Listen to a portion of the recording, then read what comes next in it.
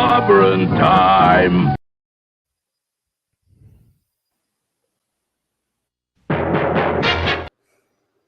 It's clobberin' time!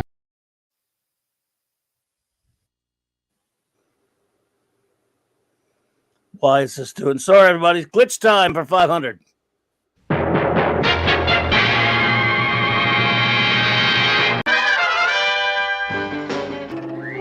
Atomic batteries to power. Turbines to speed. Roger. Ready to move out.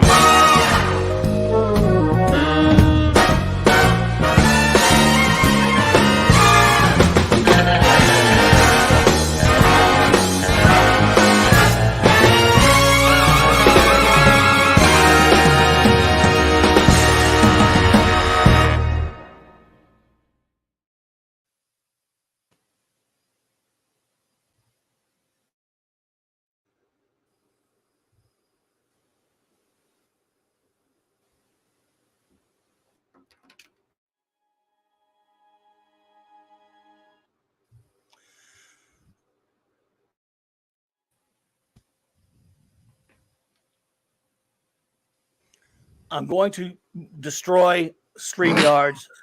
God damn it.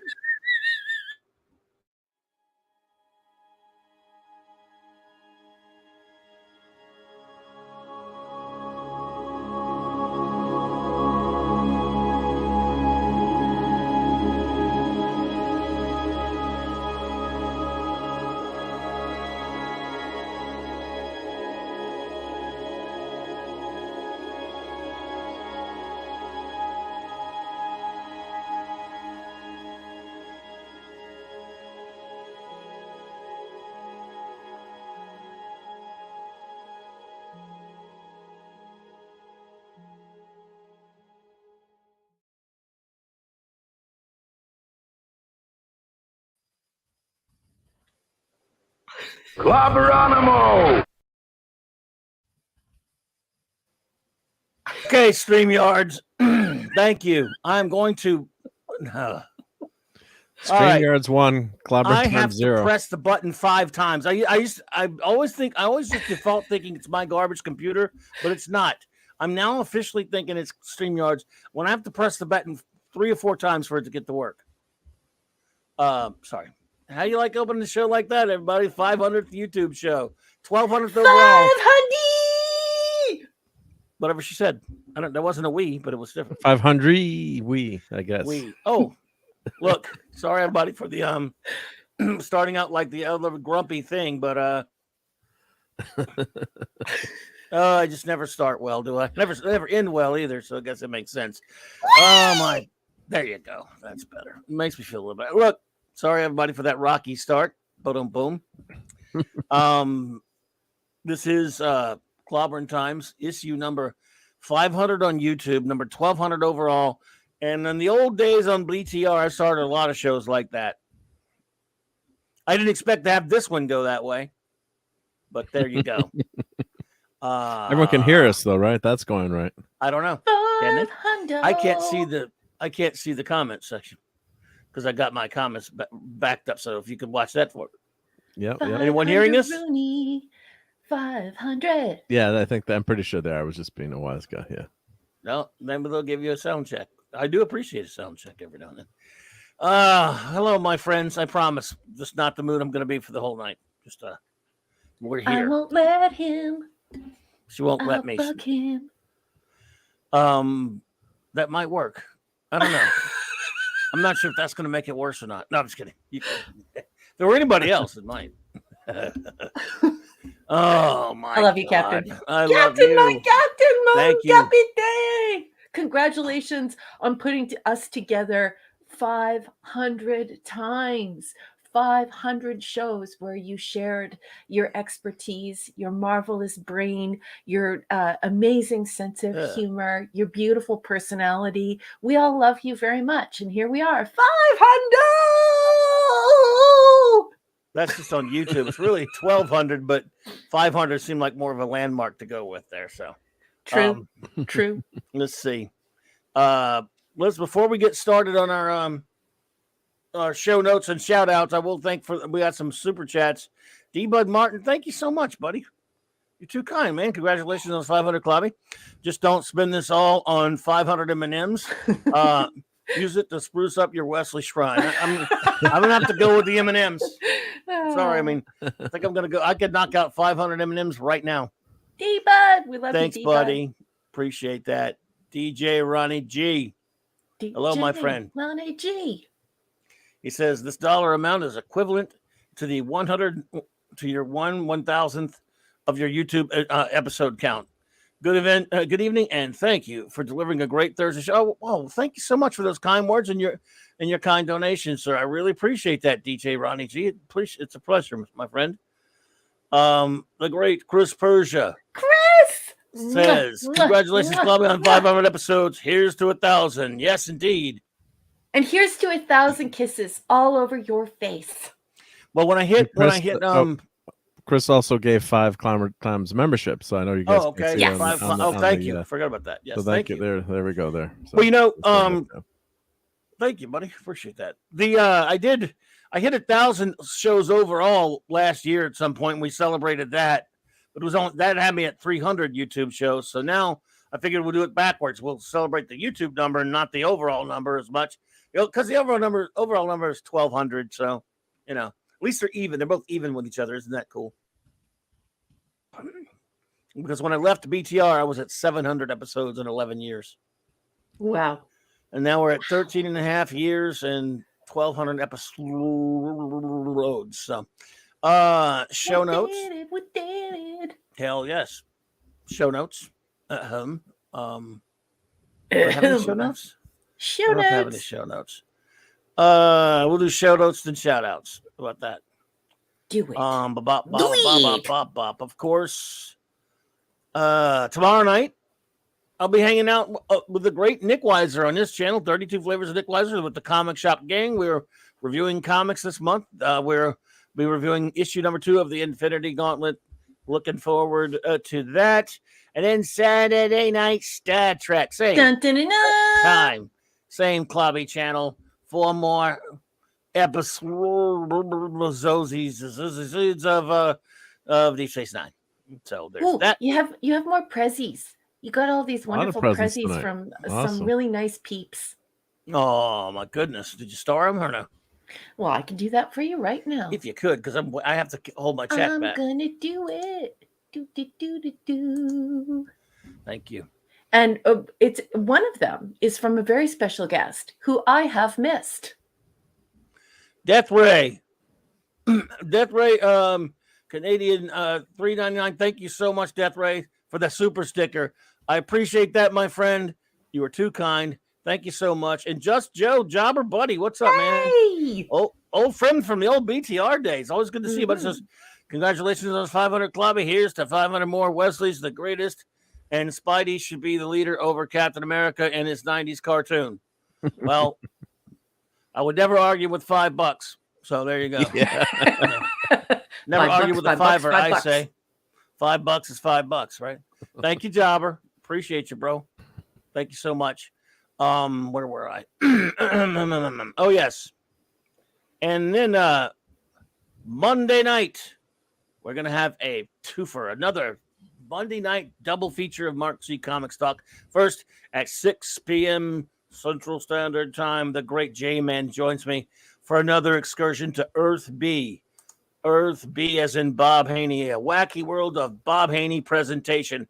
Another CLOBBERIN Classic Comics review of Brave and the Bold, number 100. And it is wacky beyond belief, as all Bob Haney comics are. We've been having fun reviewing these comics. J-Man, I can't wait to do this, buddy. It's going to be a lot of fun. And then, of course, I'll have a regular show at 9 p.m. Central.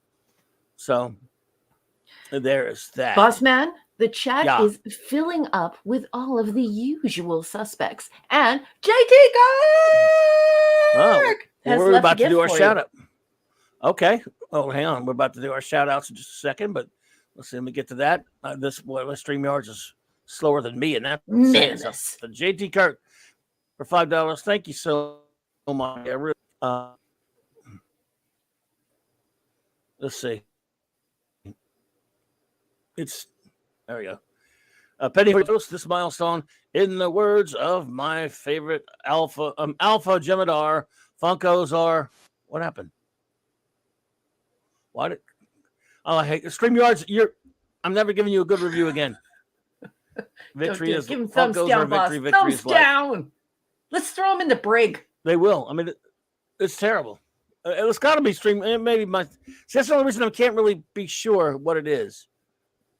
It could actually be my stupid computer. Just don't blame me. Blame your McPuter, but Look, not me. Look, we're That allowed goes to without blame saying. you whenever we want. It's in your contract, Oh darn! I shouldn't have signed that contract. right? I should have got my lawyer to look at it. Yes, you need to look at the terms of service. You need to look at the terms of use. And we Shout even out had time. Ferengi co-sign it. You're completely screwed. Shout out time. I want to say I just cannot thank you all enough. We've had so many wonderful, fantastic friends here, and some of it. Are you doing that? Nope. No, I hit the wrong key. I was trying to type in something Oh, to Mr. I was saying hi to Mr. Angel. I needed. I hit the I wrong needed key. enough You trouble. can blame me for that one. Okay. Mark. Oh my Mark, God! You're I'm going to having a wind up bad in the night. brig. I Your clicked the wrong agonizer, thing. please. Oh, I can't. We will make. I'm afraid to touch anything once let's go to the agonizer. No, button. no. Why can't Ah. the chat do it to him? Everyone, can you please put Marks through the rite of ascension? Everybody, so many of you have just been such great friends over the past couple of years since I moved to YouTube. I've made the greatest of pals, two of which, of course, are here with me tonight, and all of you on the show with me tonight, and many of you who are in the chat, and many of you who just help out in so many great ways, including our great wrenches, the great bronze wrencher himself, Eric K. Mwah, mwah, mwah. Chris Persia, all you do, Hey, buddy. Thank baby. you for all you do. The Vindicator Wrench of the North. Thank you so much, Hey, D. Bud Martin. Did Wrench you of see the Iron. message that D-Bud sent earlier? He has an appointment on Saturday, so he won't be with us, and he wanted us to know. Okay. Okay, that's- so you're I going to be understand. missed, D-Bud. We You're love always you. missed, buddy. You're always missed. Lord Thoth, my friend, you and Lady Okay. Thoth. Shout out to you and Lady Thoth, the god of wrenches. Avon lives, long live the Legion. Dun, dun, dun, dun. The great hungry boy, master of the Claboni, Yay! an extraordinary artist supreme. That's his new title, Artist Supreme of Oh, Clobbering good. Times. And also artist of the cover of the wonderful book, Science Fiction Tales by Commander R.M. Briggs. And I was on a show last night on Loki's Roundtable, and our boy Eric O'Sullivan, I don't know if you're hearing that, he had very nice things to say about that book of What? yours that he has. He has it. He what a wanted me to tell you, sweetheart. convey to you that he is enjoying the book. Let's see here. J-Man! The Wrench Without Fear, J-Man. Oh, can't wait to hang out again, buddy. Hey, you know the guy who wrote about Tarzan books? About Tarzan books? Or Yeah, I think he wrote about Tarzan books. I'm not I'm not hard and fast on this stuff. I'm not a geek. But did you know that J-Man had him on his channel today? I So know. I stopped in, but I had to like do some work, so Oh. I couldn't stay. And they did like a full interview with that guy today. Oh my It's so goodness! Well, I don't cool. know who you're talking about, but I wish I'd have been there, and I will Mhm. definitely go watch it, J-Man. I had to be at Thursday nights. I'm always on one or two different, usually on Tom's, but I'd actually be on with our good buddy Dad Man. Had a good time. By the way, shout out to Dad Man. I want to appreciate him for having me on. It was great hanging out there. But anyway, look, I saw that what he had some. I know he was talking about Tarzan, and I was envious and wish I could have been there. So That's great why I stream. always share it, just so that I know if others are busy or they're on another channel. You really do owe it to yourself to go to J-Man's channel and to watch that interview with that fine fella. My impression of the way Jay set up the interview was this fella writes about Tarzan or Tarzan books or films. I'm not sure which it is. And he did the interview with Decepticon, so like our Sean. So it was Jay and Sean interviewing this wonderful Tarzan guy. And if you missed it, folks out there in YouTube land, you really owe it to yourself, if you're a Tarzan fan, to get on over there and give it a watch later on tonight. Excellent. I wish I could have been there, buddy. And cool. And I can't wait to hang out with you for Monday night. Kal-El, the Super Wrench. Yo, buddy. The wielder of Mjolnir Wrench, Maddie's daddy, Thor of Vegas, brother. Yes. Good to see you, man. Our Thor in Vegas. That old rascal, Phantom Outsider, Fanty. Now let me see if we can start saying some hellos to get our shout outs out of the way. We love to shout out everyone always, and on a big special occasion tonight, it's even more important. Stuart Mitchell, good to see you, my friend. Dolly had braces. Dolly had braces. Mr. Angel. Mr. Angel. Chef. What's up, Chef? Good to see you, buddy. Hope you're doing well. Hope your wonderful friends in the if you're at, I don't know where you are right now, but if you are around your wonderful friends at the hospital, I wish them all well. Wagnar's here. Wagner. Michael Carney. Hello there. Carney. The aforementioned DJ Urani G. Good to see you. Brian Hepburn. Hello, my friend. Could not be reached for further comment. What's up, my friend? Good to see you. Hello. Let's see here. Captain James T. Skywalker. Hang on, everybody. Oh, the aforementioned JT Kirk. JT Kirk. Yes. Ouch. Sorry. That's right. Michael Beacom. I hope you and the wonderful Cassandra are doing well, my friend. Good evening, Beacums. Sorry,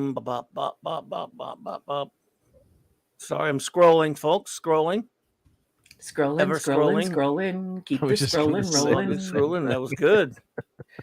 Cardi's here, and he's got a big present. Wowzer. Cardi's here. Is he here? And he's got a huge present. It's a massive super sticker. Let me share the screen on that so you can see it. It's a super sticker. Cardinal Sin, thank you so much, Gil. Lemon Pie, by the way. Hello, Lemon Pie. Good to see you.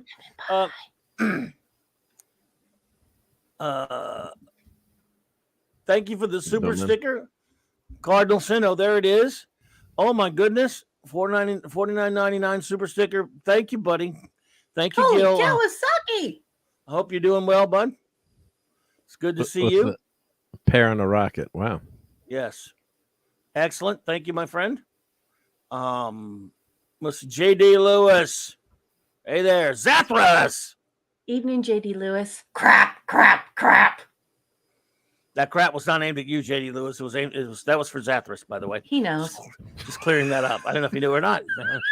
Cam's Crash Courses. Hey there. Cam.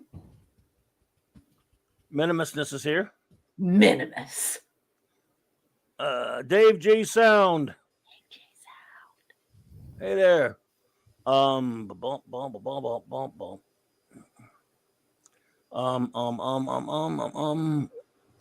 almost there, folks. Ezra Goldstein, shalom. Ezra, shalom. Let's see. Dave. Hey, Dave. What's up, man? Dave. Good to see you, Dave. Hey, Dave. What is this thing? Let's see. Pop Culture Republic. Hello there. Pop. Indeed. Gap After Dark. Ahoy. Hello. Let's see here. Shut the gate. Close the gate. Classic Comics. Hello, Yeah, Classic ahoy, Comics. Kimasabi. What's up, Classic CC? Let's see here. Let's see. A Almost very there, special folks. person just walked through the door. Retro Oh, Nerd Girl. Oh my goodness, the lovely retro nerd girl. We got to see you did. How long did you stream last night? Well, I was going my to say dear? she was really slacking, so congrats on that first live stream. But she only did 7 hours, so Only 7 maybe hours, Bill how could dare give you. us some pointers. Yeah, only 7 hours. We didn't get enough of Retro Nerd Girl. All kidding aside, no, it was a fun show, great show, Yes, great chat. So it was her face reveal stream. And a lovely face it is, my dear. We enjoyed seeing you on there. We were doing this. We were on, so I didn't know you were on until after we got done. Mark told me you were. well, actually, I was in her chat hanging out. Left to stream with, but I didn't know Mike, and then came back, and I'm like, wow, you're stream. You know, sometimes you go back in time in the stream. I'm like, oh, the stream. Wait, it's still live. She's still going. Yeah, we got to hang out again. Yeah. Absolutely, and it was lovely seeing you stream last night, my dear. Hope you had a great time. I mean, that had to be easy. It had to be brutal there. That what Sevy said 7 hours, was it? 7 hours, yeah. But she was Wow. like a champ. Yeah, no problem. Well done. Yeah, well done. Yeah, there you go. Yeah. Well, I think we've reached it. Yeah, we're gonna do 7 hours tonight, or what's the plan? Yes, you are. Yes, I am. You and Raquel are. Okay. I'll come back and visit. I'll come back and visit. Oh my goodness! So here we are, folks. Look at oh wait a minute. He's Hungry Boy, but he always has a fun name, and tonight it is Hungry for 500 more episodes of the Clubhouse. Well, you never know. Yeah. Again, for those who just joined us, it's 1,200 shows overall, but it's 500 on YouTube. Make that distinction, because the last time we did a big celebration about my 1,000 that we did last year, it was 1,000 overall with 300 on YouTube. But I figure the more landmarkish type number is 500. I mean, who cares about a 1,200 when you got a laugh? Yeah, nice round number. Yeah, yeah, half the But as they would say on The Prisoner, 6 of one, half a dozen of the other. Now, let's see here. In accordance with celebrating things, we're about to get to. I know Raquel has some great, as always, her very enjoyable segment that we always do for some movies, because you've watched a few movies again, right? Yeah. Before we do that, since this is a time for talking about celebrating anniversary things, we'll just do a quickie here. We all some of our favorite TV shows this month are celebrating an anniversary themselves. And they are Batman with Adam West. And I point that out because none of us would know each other, folks. You wouldn't, of course, you wouldn't have to be hearing my stupid voice. On the other hand, I would not know all you wonderful people. We would not know each other without the Batman TV show with Adam West, because it is the beginning of my geekness. It is my geek. It's where my mind starts. And as a 2-year-old lad, not even 2 years old, first seeing this on the first time when it was first airing in 1968. First word I could say, or maybe sing, I don't know, is Batman, and it's because of this show. 57 years this month. It wasn't Mommy Daddy. No, sir. According and to it them, wasn't it was M&M's. So Adam West, that was your quote unquote first dad. Adam Hey, West it was my wasn't first even pappy. popcorn, okay? It wasn't even popcorn. And it is, of course, so this month, 4 shows that I care for very much. Originated again 57 years ago. The Batman TV show with Adam West and Burt Ward and Cesar Romero, and in that case right there, that's from the movie right there, but still, because it's got Lee Merriweather, but it's still from the TV show as well anyway. And Fran Burgess married to Frank Gorshin. And then, of course, in 1978, 45 years ago, one of the greatest science fiction shows ever made, even though it's underappreciated, maybe it's best that way. Blake 7 in 1978 first appeared with a great cast: Gareth Thomas, Paul Darrow, Sally Nivette, Michael Keating, Jen Chappell, and of course David Jackson. And what a great cast that was. I love Blake 7. Avon lives, everybody. 30 years ago, a show that we're reviewing every Saturday night debuted, and it's called Star Trek Deep Space Nine, with Avery Brooks and Nana Visitor and Colum Meady and Armin Shiberman and Rene Aubergenois and Alexander Siddig, who had different names before that, and Terry Farrell and Sarah Lofton. Mhm. So there you go. And then, of course, a show that I love. Not everyone loves it, and we talk about this a lot. But I love this show unabashedly, and I don't care who knows it. Star Trek Enterprise, 21 years ago this month, and of course with Scott Bakula and Connor Trenier and Jolene Blaylock and Dominic Keating or John Billingsley, Linda Park, and Linda Park. Anthony Montgomery. And again, all great casts, all great shows, and just wow. This month, so January started off some pretty great stuff for shows that we all love. Yes. And I know you've all seen these shows, right? You two have seen them. Yes. Well, of course, yeah. And StarTrek.com is selling a lot of 30-year gear on the anniversary of the show.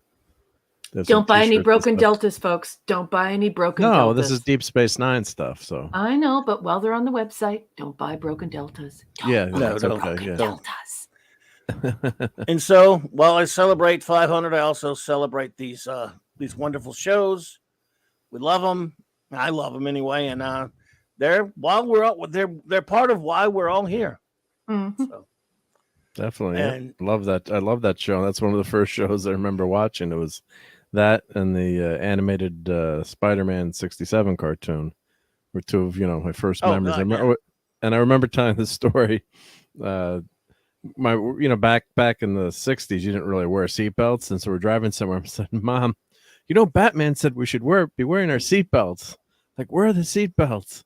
Like, our car doesn't have seatbelts. Yeah, but we're not supposed to." Or they were stuffed under the seat. Like that's normally what people would do. They were never taken out. Yeah, they were. You put them behind the seat. So I'm like, "Mommy, we need our seatbelts." Batman said, because there's one up, and I can clear as day. Robin, they're going down one block, and Robin doesn't put his seatbelt on, and Batman's like, chum, you got to put your seatbelt on. But Batman, we're only going one block. It doesn't matter. You got to put your seatbelt on. Yeah. So. Chris Persia. Go ahead. Oh, and Cardinal Sen, I know you can't see the member chat, so he said my first word was Batman. So Cardinal Sen just posted that too. Thank you, Cardinal Sen. Yeah, indeed. It is the best word ever, isn't it? Thank you. Chris Persia, no question about it. He said, don't forget the recurring special guest, Jeffrey Combs, is Shran. He was great as Shran. He was great at all those aliens he played. I was just naming the main casts, but yes, he was fantastic. So let's see. Let me see here now. I guess. Or would you like to get started, Raquel, on what you got for us tonight? Sure. Okay. So, did you want to set this up? I basically. Or do you want me to do it? You can. I was just going to say, for those who don't know, over the past few months now, you have been watching. Hello, Admiral Teague. Thank you for the congratulations. Thank you for that. Our wonderful first officer, folks, our Commander R.M. Briggs, has been watching a lot of old sci-fi films, usually at the recommendation of our great friend Hungry Boy, right? That's right. And I will let you take it away from here because you have some more films to report on tonight. I do. So, yeah, that's right, folks. I'm a nerd. I'm not a geek. So I'm catching up on a whole bunch of old sci-fi films because let's face it, everything on offer today sucks. And I hang around with you didn't like cool Velma? Geeks. So keep doing that, Mark. I love it. So I have been exploring the various algorithms and looking at what old sci-fi is on offer because even the worst from back then is better than the best from today. And in the meantime, I was approached by my artist. He did a beautiful painting for my book. He is a retired comic book artist and RPG artist, and he has worked with Hugo Award winners. He's a very talented individual, and he knows a heck of a lot about fine arts in the proper academic sense. And he was like, hey, can I come hang out with you and let's watch some films together? And so we have been doing that on Mondays, Tuesdays, and Wednesday nights. And we have a heck of a great time together. And so this week we watched 3 films, one on Monday, one on Tuesday, and one on Wednesday. And so the first one that we watched was Hungry Boy, Hungry Boy. Hey, Claude Salling. Hey, Claude. So this was the first one that that Hungry Boy sent me. And if you're listening to this like an old time radio hour, or you're listening to it like it's a podcast, there's a beautiful lobby card. I think that's what this is called. A lobby card, not a show poster or a movie poster, but a lobby card. And it says, out of primordial depths to destroy the world, it came from beneath the sea. And we see this beautiful, huge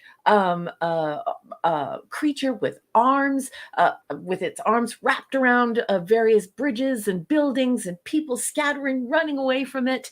And it's quite wonderful. So part of the deal of HB working with me and showing me these films is that he told me that I'm not allowed to be academic about it.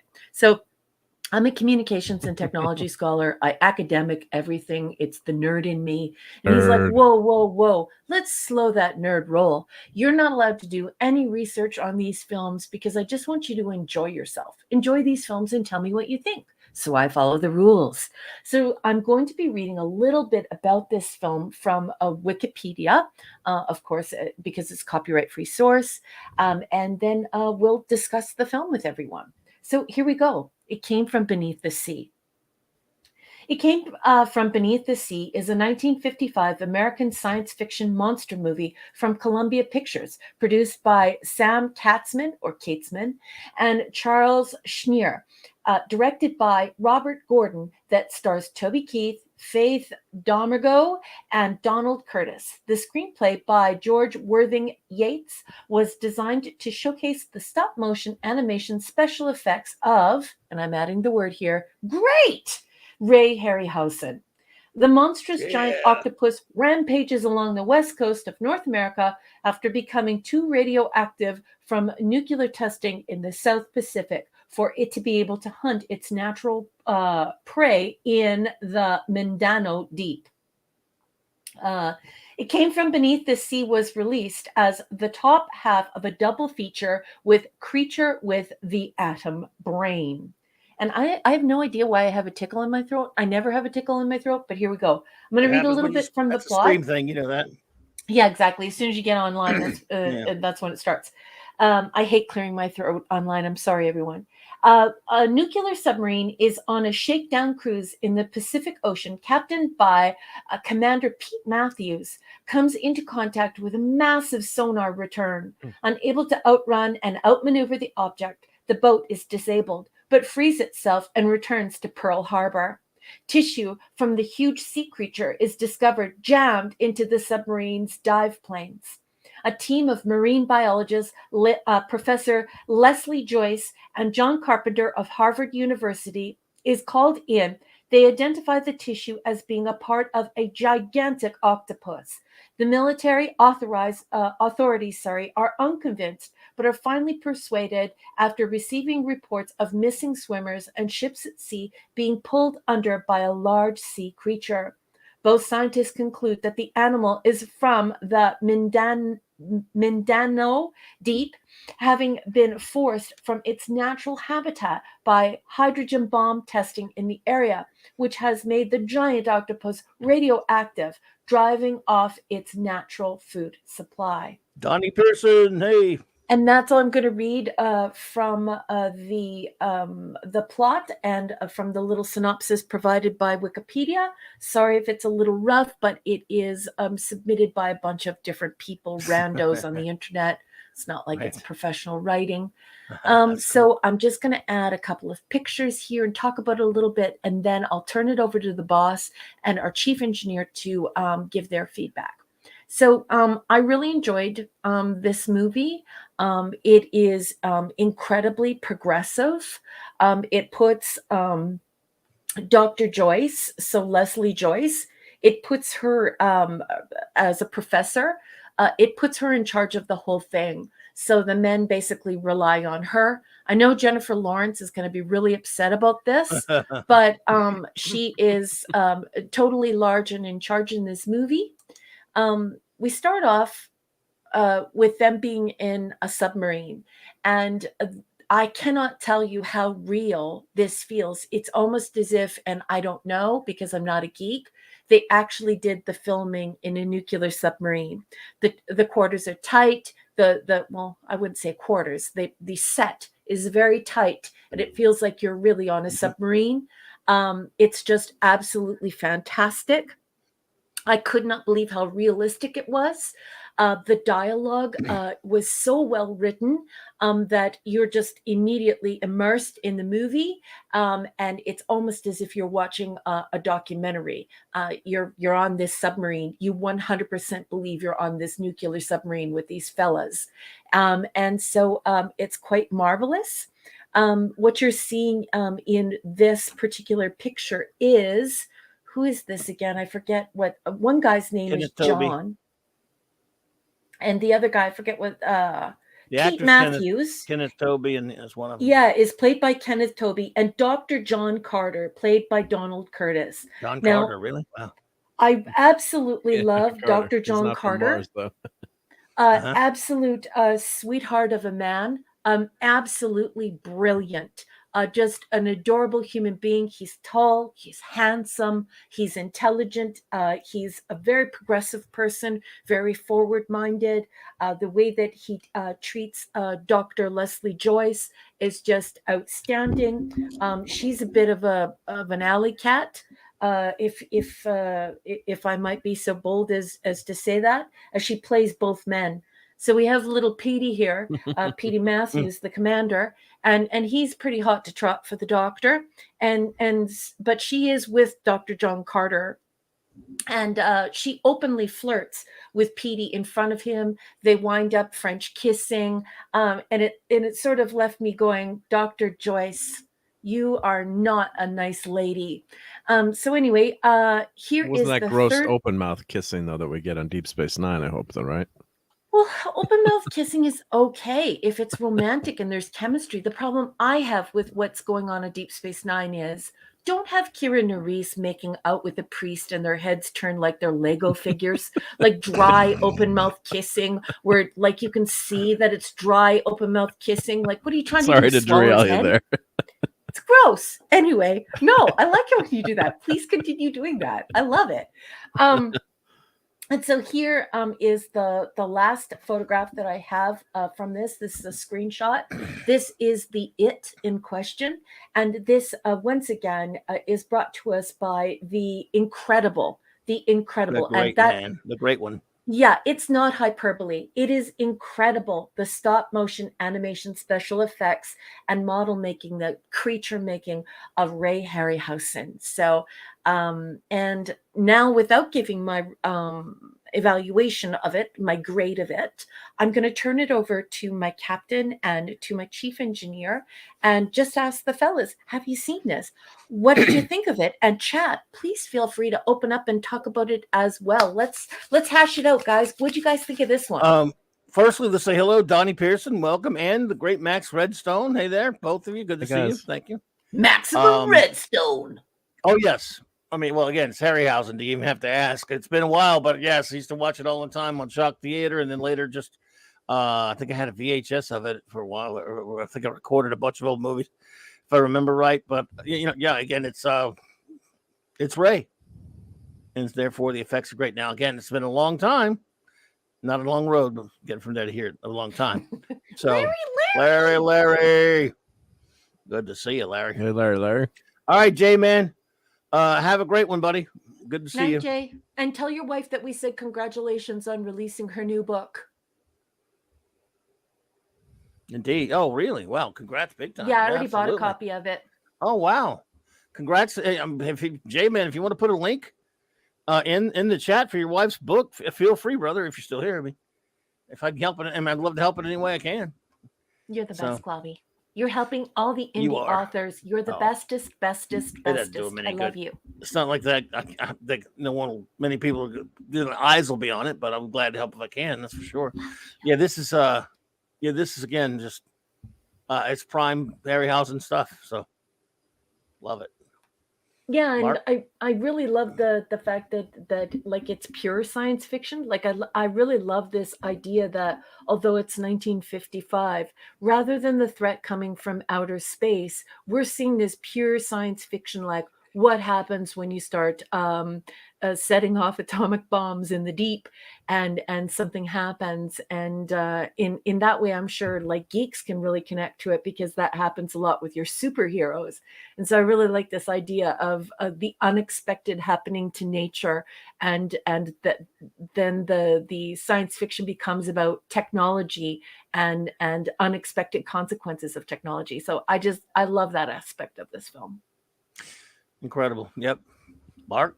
So I'm sure you've seen it. long time since I've seen it, but of course, like you said, Harryhausen's just the best, and they couldn't, the director was just scanning through the page on it, and of course they said, yeah, he wouldn't have made this movie. I mean, you couldn't have done this movie without these great effects. I mean, look at how that turkey movie turned out with the great, you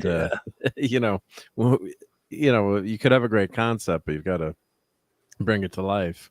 And of course, with Mr. Angel too, we're joking, we need more garlic, us chefs who like to cook calamari or squid or octopus. Yeah. That's what I said.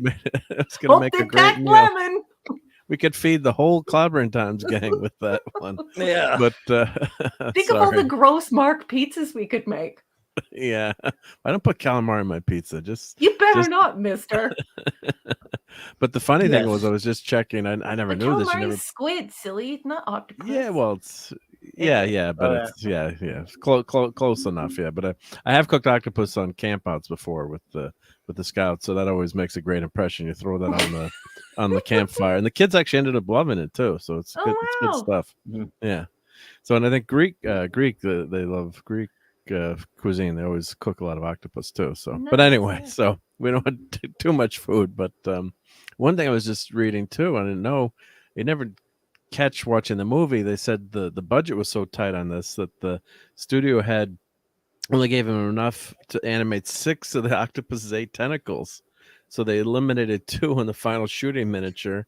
And Harryhausen jokingly named his giant octopus the Sixopus. Yeah, that's what Michael Beacom talked about that. Yeah, Monster's actually only 6 limbs for cost savings, but it's calling it a sextopus would not cut it in the 50s. Yes, true. Your Muslim uncle just walks through the door. Your Muslim uncle, what's up, buddy? I hope you and your family are doing well, my friend. So that's, and thank you, Michael, for pointing that out. Yeah, so and I guess they used the single tentacle. I guess was a huge model. Think like King Kong 77, where they had like a huge arm that almost squashed the actress actually in real life. They had a malfunction of the robot arm, and so it's squeezing her a little bit too hard. So yikes. Yep. Oh, and the people in the chat too are mentioning at least Lisa Marie Presley passed away tonight. So not to be a downer, but that news is that news is out. So people are coming in the chat. Yeah. So very, very tragic. Yeah. Black, you must have buzzed out on me. Who was squeezed? What?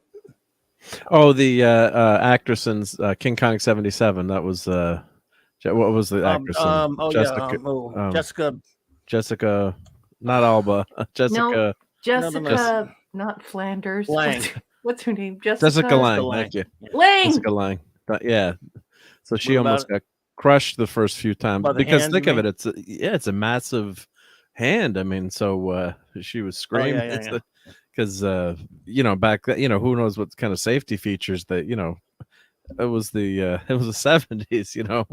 OSHA had just started. So a lot of accidents unfortunately happen on films. Wow. So think of that too. Yeah. Bad movie, but also I didn't know it almost killed her. Wow. Yeah. Well, I love that movie, but that's a discussion. That's not allowed. That's not allowed. Did you check with Clubby me did not give you permission. I didn't check, bud? That's right. I didn't check with you first. You hate it. That's an order. Yeah. Bossman, you have received a gift from thank you DJ so much, Ronnie DJ. J. Indeed. Hey, Keely Chow, roll tide, my friend. Keely. DJ Ronnie G, thank you so much for $2. I believe it's called Hexapus, as in hexagon. It could be. Could well be. That makes sense to me. We can make it a, Yeah, a 19 James what is it Bond with film, all and of a we sudden could call it Hexapussy. Did the world change so much that people? I mean, did movies get so bad that we're now calling the '76 Con movie good? That movie was a piece of garbage. I hated it in '76 when I saw it. I love that movie. It's like 9 hours of trash, boring garbaggio. Tino I De never thought it Laurentiis was boring. sucks. Wow, man. Jessica Lange.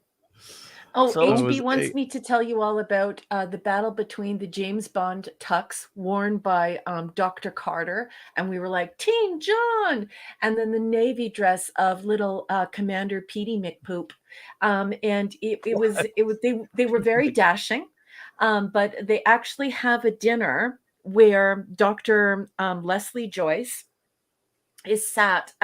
she's sitting at a very tiny cocktail table like you would see on the Love Boat, and behind them is this balcony in the ocean, and then on one side of her is Dr. Carter, and on the other side of her is Commander Petey Pants, and they're both vying for her love, and Right. I'm Team John all the way, Dr. John.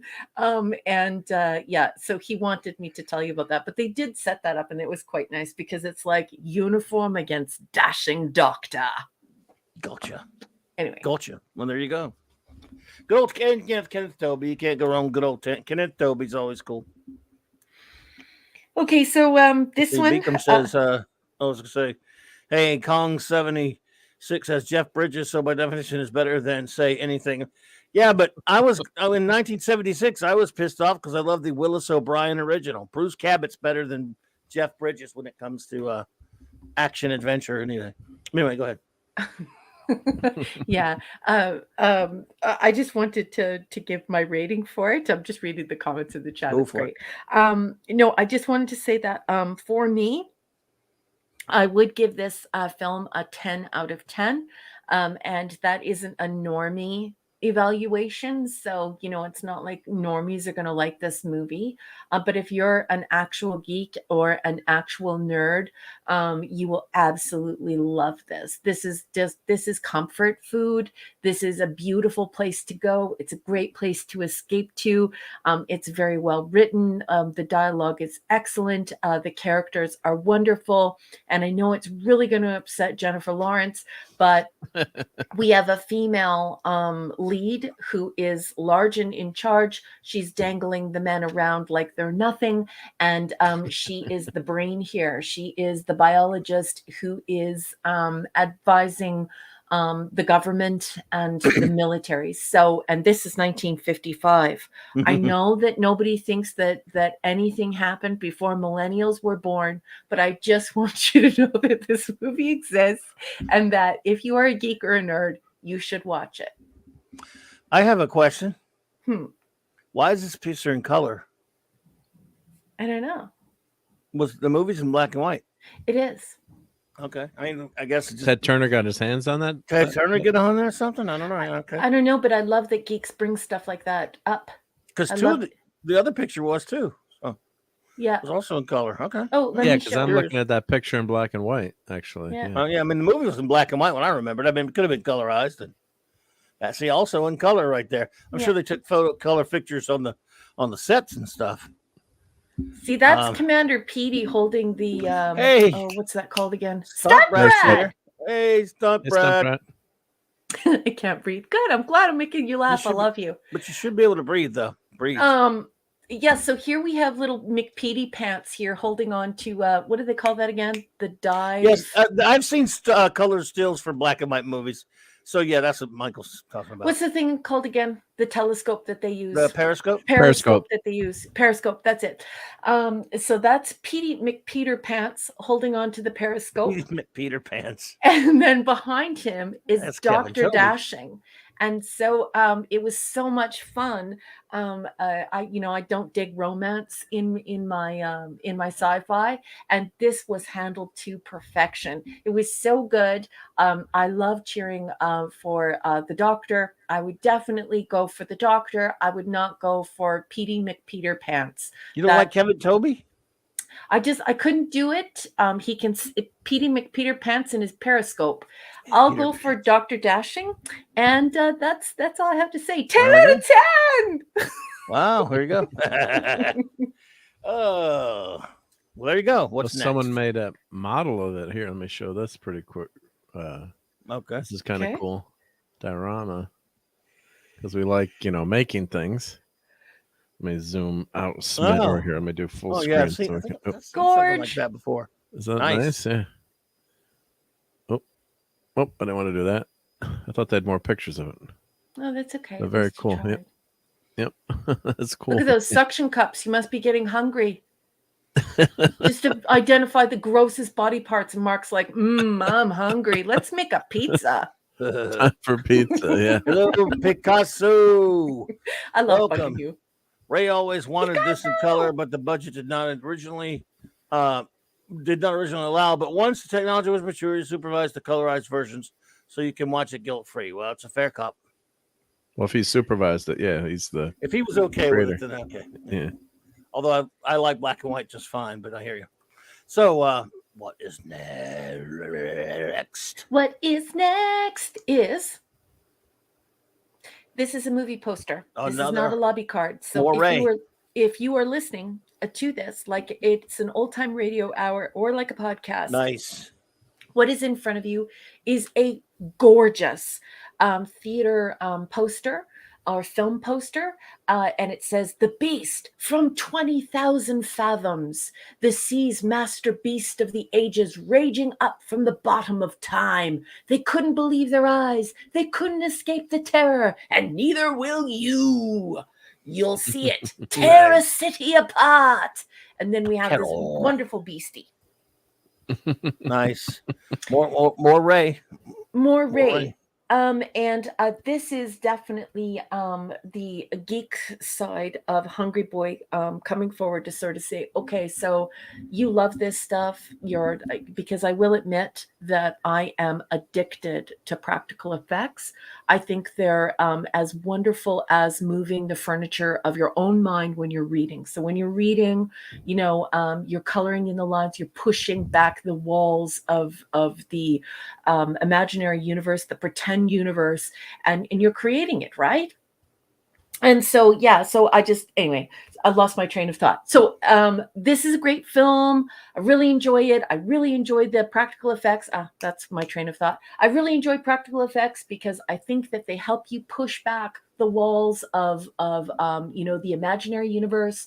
I think that the story in this is really great. And so now I'm going to read a little bit from Wikipedia about The Beast from 20,000 Fathoms. Nice. The Beast from 20,000 Fathoms is a 1953 American science fiction monster film with special effects from Ray Harryhausen. The film stars Paula Raymond, Cecil Kellaway, and Kenneth Tobey. The screenplay was based on Ray Bradbury's 1951 short story, The Foghorn, specifically the scene where a lighthouse is destroyed by the title character. The film's story concerns a fictional dinosaur, which is released from its frozen hibernating state by an atomic bomb test in the Arctic Circle. So here again, we have this idea of technology getting away on us. We're pushing science to its limits. How will it impact the Earth? So very, very pure science fiction, lots of fun. The beast begins to wreak havoc of a path of destruction as it travels southward, eventually arriving at its ancient spawning grounds, which includes New York City. The Beast from 20,000 Fathoms was one of the early atomic monster movies, and it helped to inspire a generation of creatures, features, and directly inspired Godzilla. Holy crap. Did you just hear that? Yeah. This is the this first true? Godzilla movie. Yeah. Yep. Wow. Well, it's an atomic beast, right? So. Yeah, but that's really, really cool. So this, wow. So what would be the dates on that then? Well, this movie was 53, right? 53 or 4, 3 maybe. Yeah. Sorry, I So can't over there. concentrate when I'm So- reading things, and I'm like, does No, that and the stand first- up factually? It means Godzilla was 55, wasn't it? If I'm correct, or 50? Probably memory 56. I'd like to know when Godzilla was 54, I guess. 54. Okay. really. I First thought was Godzilla 54. happened way before that. No, 54. Yep. So this Definitely was 50. predates it. Yep. The story was 51, right? By Bradbury. So he's Godzilla's dad. Oh wow, that is so cool! So cool. There's a so lot of cool. similarities too. With the atomic creature and attacking New York City, attacking Tokyo. Well, they got Hollywood movies over there often, but Gojira was 54. Yeah, maybe And were they Gojira both is the in real suspended? name. They're both in suspended animation, right? I did not Yeah. realize that. I really thought that Godzilla was a lot older than that. Anyway, sorry for the bad reading, but I can't concentrate if I'm reading something and I'm like, does this measure up? There you go. So let's do a bit of the plot. Far north of the Arctic Circle, a nuclear bomb test dubbed Operation Experiment, not Operation Annihilate, is conducted. Prophetically, right after the blast, physicist Thomas Nisbet muses what the cumulative effects of all of these atomic explosions and tests will be. Only time will tell. The explosion awakens a 200-foot, 61-meter-long carnivorous dinosaur thawing out of the ice where it has been held in suspended animation for millions of years. Nisbet is the only surviving witness to the beast's awakening and later is dismissed out of hand as being delirious at the time of his sighting. Despite the skepticism, he persists, knowing what he saw. The dinosaur begins making its way down the east coast of North America, sinking a fishing ketch off of Grand Banks, destroying another near Marquette, Canada, wrecking a lighthouse in Maine, and destroying buildings in Massachusetts. Nesbitt eventually gains allies in paleontologist Thurgood Elson and his young assistant Lee Hunter, after one of the surviving fishermen identifies from a collection of drawings the very same dinosaur that Nisbet saw. Plotting the sightings of the beast's appearance on a map for skeptical military officers, Ellison proposes the dinosaur is returning to the Hudson area where fossils of it were first found. In a diving bell search of the undersea Hudson River Canyon, Professor Ellison is killed after his bell is swallowed by the beast, which eventually comes ashore in Manhattan. It eats a police officer shooting at it, squashes cars, knocks over buildings, and generally causes a panic and havoc. A later news report of its rampage lists 180 known dead, 1,500 injured, and damages estimated at $300 million. So I'm not going to read anymore because that's plenty of spoilers. Although, wow, like this thing on Wikipedia goes on for quite a while. I'll show my second picture of it. Look who's here, Mr. Retro Blasting, the great Michael French. What's up, Hey, buddy? Michael. I have Hey, no Michael. logo buzz like you. I am Mr. Nesbitt. Good to see you, brother. Thanks for popping in. So what you're seeing here is so the old guy, of course, Great Caesar's ghost. Sorry. is the paleontologist, and then of course you see this beautiful woman. I believe her name is Lee Hunter. She's quite beautiful and quite sweet. And I forget what the main guy's name is again. He's Clark Kent. And that's Perry White. And she's Lois Lane. And yeah, it's Paul Christian. So Paul Christian, wow, is he ever a cutie patootie? He's a tall drink of water. And this lovely woman is absolutely brilliant. And they have a nice little romance, and she's quite a sweetheart. And this is great fun. So I really thought this was a good movie. But before I go ahead and give my review of it, I'm going to put it over to the boss, Captain, my captain, mon capitaine. Tell me, what did you think of The Beast from 20,000 Fathoms? Have you seen it? And what does Mark think of all this? I'm a broken record, but I've seen it many, many, many years ago. But it's Harryhausen, of course, so I've always loved it. And you make me want to go back and watch all these Harryhausen films again. So love it. It's Harryhausen. Enough said. It's greatness. Absolutely. Dittos. Dittos. You're gonna have to give me more than dittos. Yeah, no, guys. no, but I mean, just you know, that we love these special effects, and I wish we could show the trailer. Probably can't, and we can't do that, but it'd be fun No. just to be able to. But we you can know, it's such soon. an old What's the movie. math? But here I'm gonna. What's the What's what? the math on that? I don't know. I mean, I have no idea with the. You don't want to mess around The with United that. But, States, you know, the it's trailers 100 on the. years plus 7 months or some crap like that, or did they Huh? reduce it to 91 years? Like, I don't remember. Who knows with Mickey Mouse? Math on what? Anytime Mickey Mouse comes up for comes out where his copyright's going to run out. Sonny Bono did it the last time. They always extend the copyright. I think Steamboat Willie is from 27. I think it was 1927. It's finally going to be entering the public domain. Yeah.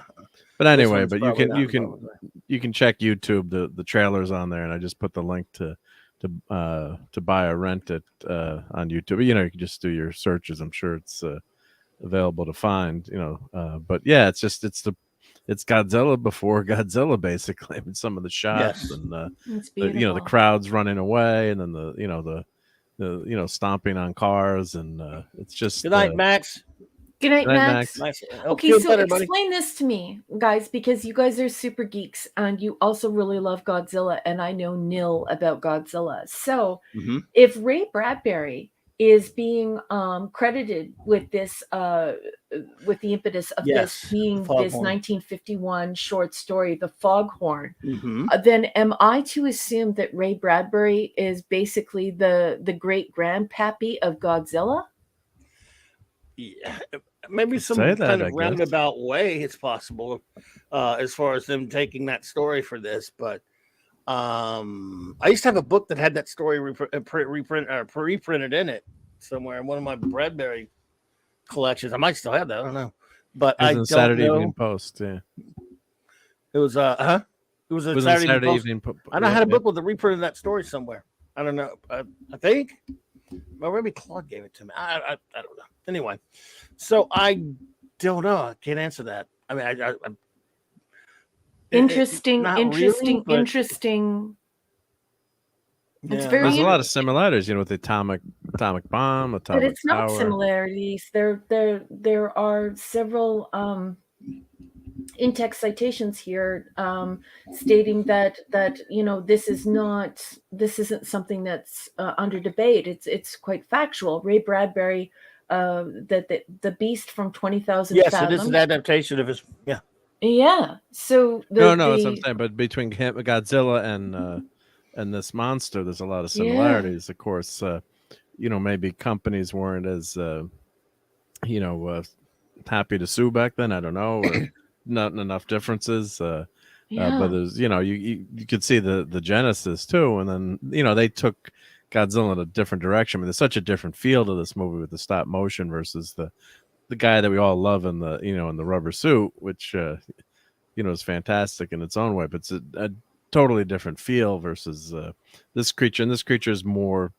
you know, it's supposed to be more like a dinosaur from the past come to life, where Godzilla is kind of a mutant dinosaur, if that makes any sense. he's a mutant, originally mutated from a small like T-Rex? a frog or something. Mhm. Yeah. I mean, originally something like that, or a Original, frog, okay. or a lizard, or some sort. But Wow. Yeah.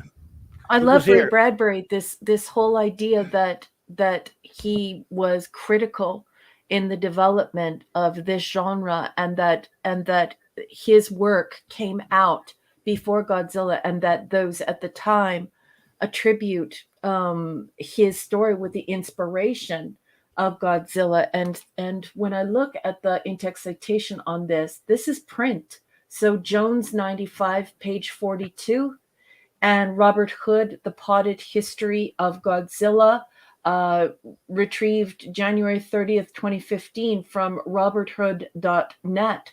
So these are decent sources that could be further explored. But this is monumental for me, having geeks teach me that Godzilla comes from Ray Bradbury, who is, you know, a precious human being in the science fiction world. So I think that what has happened this evening is extraordinary.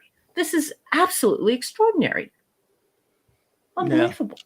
Yeah. By the way, look who's here. Guess who's here? Apollome's minion is here. Hey, And and the pepperoni, the pepperoni. Yeah, crazy. hey, puppy. Yeah, I think this is just absolutely marvelous. So, wow, Ray Bradbury was inspired. Ray Bradbury's story, "The Foghorn" from 1951, inspired the Godzilla. How crazy is this? I'm learning so much on this crazy, crazy show. So, as Michael Beacom says too, no argument here. But again, this was his nod to King Kong as well. It goes back to Kong. And I was just gonna say the same thing, and I saw that comment. Yeah, it all goes back to Kong with that idea, and the monster gone run amok. And Hungry Boy was saying that Toho was working on a Gojira, a monster movie, a kaiju movie, and then they switched to making it a lizard, but. So there's some, but you can see the DNA was there too with the idea. I'm sure with the monster running amok. But here's a couple of things with Ray Bradbury involved and the way that this movie is presented. I'm not sure if I like calling this a monster film. I just don't like. I'm just not comfortable with that. Like, as a person who comes from writing and editing, I don't think I would call this a monster film. I would actually call this pure science fiction. This idea of what if technology gets away on us, and it comes back in a way that's quite scary, that can damage us. And that's what science fiction is supposed to do. And certainly we see this in our first science fiction novel, Mary Shelley's Frankenstein, or the modern Prometheus. This idea of, okay, technology is getting away on us now, and we're not sure what the repercussions will be. What will the blowback be? And certainly we see this dinosaur and the blowback. And is this, would I say that is science fantasy? Absolutely. But I would err more towards saying, okay, this is science fiction with a science fantasy bend in it. It's got a little bend here where we go fantasy, but I'm not sure if I would call it a monster film, because I think monster films are pure fantasy. They're not rooted in a Ray Bradbury short story, and they're not rooted in this idea of science fiction alleviating or helping us to massage our fears and anticipations about futurism and technology and outer space and extraterrestrial beings. So I actually have way more respect for this film now, and definitely don't consider it a monster flick. Does that make sense? It does, but monster film is just a term for a genre. It has a monster in it, and that's doesn't mean much more than that. It's science fiction, just like it has a monster. So if you want to subcategory it as a monster movie, it's fine, but it doesn't keep it from being a science fiction film either. Mm-hmm. Yep, it's true. It's true. And Godzilla has a lot of those same things too. Man run amok, the atomic, the consequence of the atomic bomb, and of course they were. That movie was a reaction to the U.S. bombing of Hiroshima and Nagasaki, and Godzilla, the first movie, has a much deeper meaning than just let's put a guy in a rubber suit and have him destroy Tokyo. There's a sci-fi message in that movie too. So and similar to this movie. So maybe you could argue later movies were just kaiju movies. Fighting each other, but that first Godzilla movie now you're seeing has a huge message. Like I think you understand the angle that I'm taking, Mark, where this one could be more suited to like a cerebral discussion about science fiction and the causes of technology, and then the sort of the monster film sort of got away on us, and it also became like, you remember when we were kids, and I used to hang around with a lot of boys. I didn't really have a lot of little friends who were girls, mostly because I played near a pond and looked at things under microscopes. But we would always have verses. Do you remember verses with boys? Boys always had verses. So a boy would walk up to you. He'd be like, "So what do you think would win? Like a panther or like a black bear. So they're like, who would win in a battle? And you're like, I don't know. And then you Did that have kid this- invent epic rap battles in history? I don't know, but you know what I'm saying, right? Like, I think you understand where I'm getting at with the monster films turning to more towards the boyhood charm and the boyhood practice of verses. Which would win in a fight? A polar bear or an ape. You know what I mean? Like, Yeah. it plays with the imagination in a more fantastic way. It becomes fantasy. So I love that. Classic Comics, thank you so much. James Caserta, good to see you. Welcome. Thank you, Classic Comics, for the $20 super chat. You're too generous, buddy. That's too kind of you. Thank you so much. He says, Toho producer Tomoyuki Tanaka, that's Twister, had seen The Beast of 20,000 Fathoms in the U.S., and he decided to do his own version after World War II. After a World War II epic he was planning in Indonesia fell through. Due to public backlash because of Japanese atrocities there during the war. Thank you for that info, and I appreciate that so much. Again, you're too kind. Hey, Double C, welcome, James. Hey, Double C. So can I thanks ask again, CC. I have this? Sorry. No, go ahead.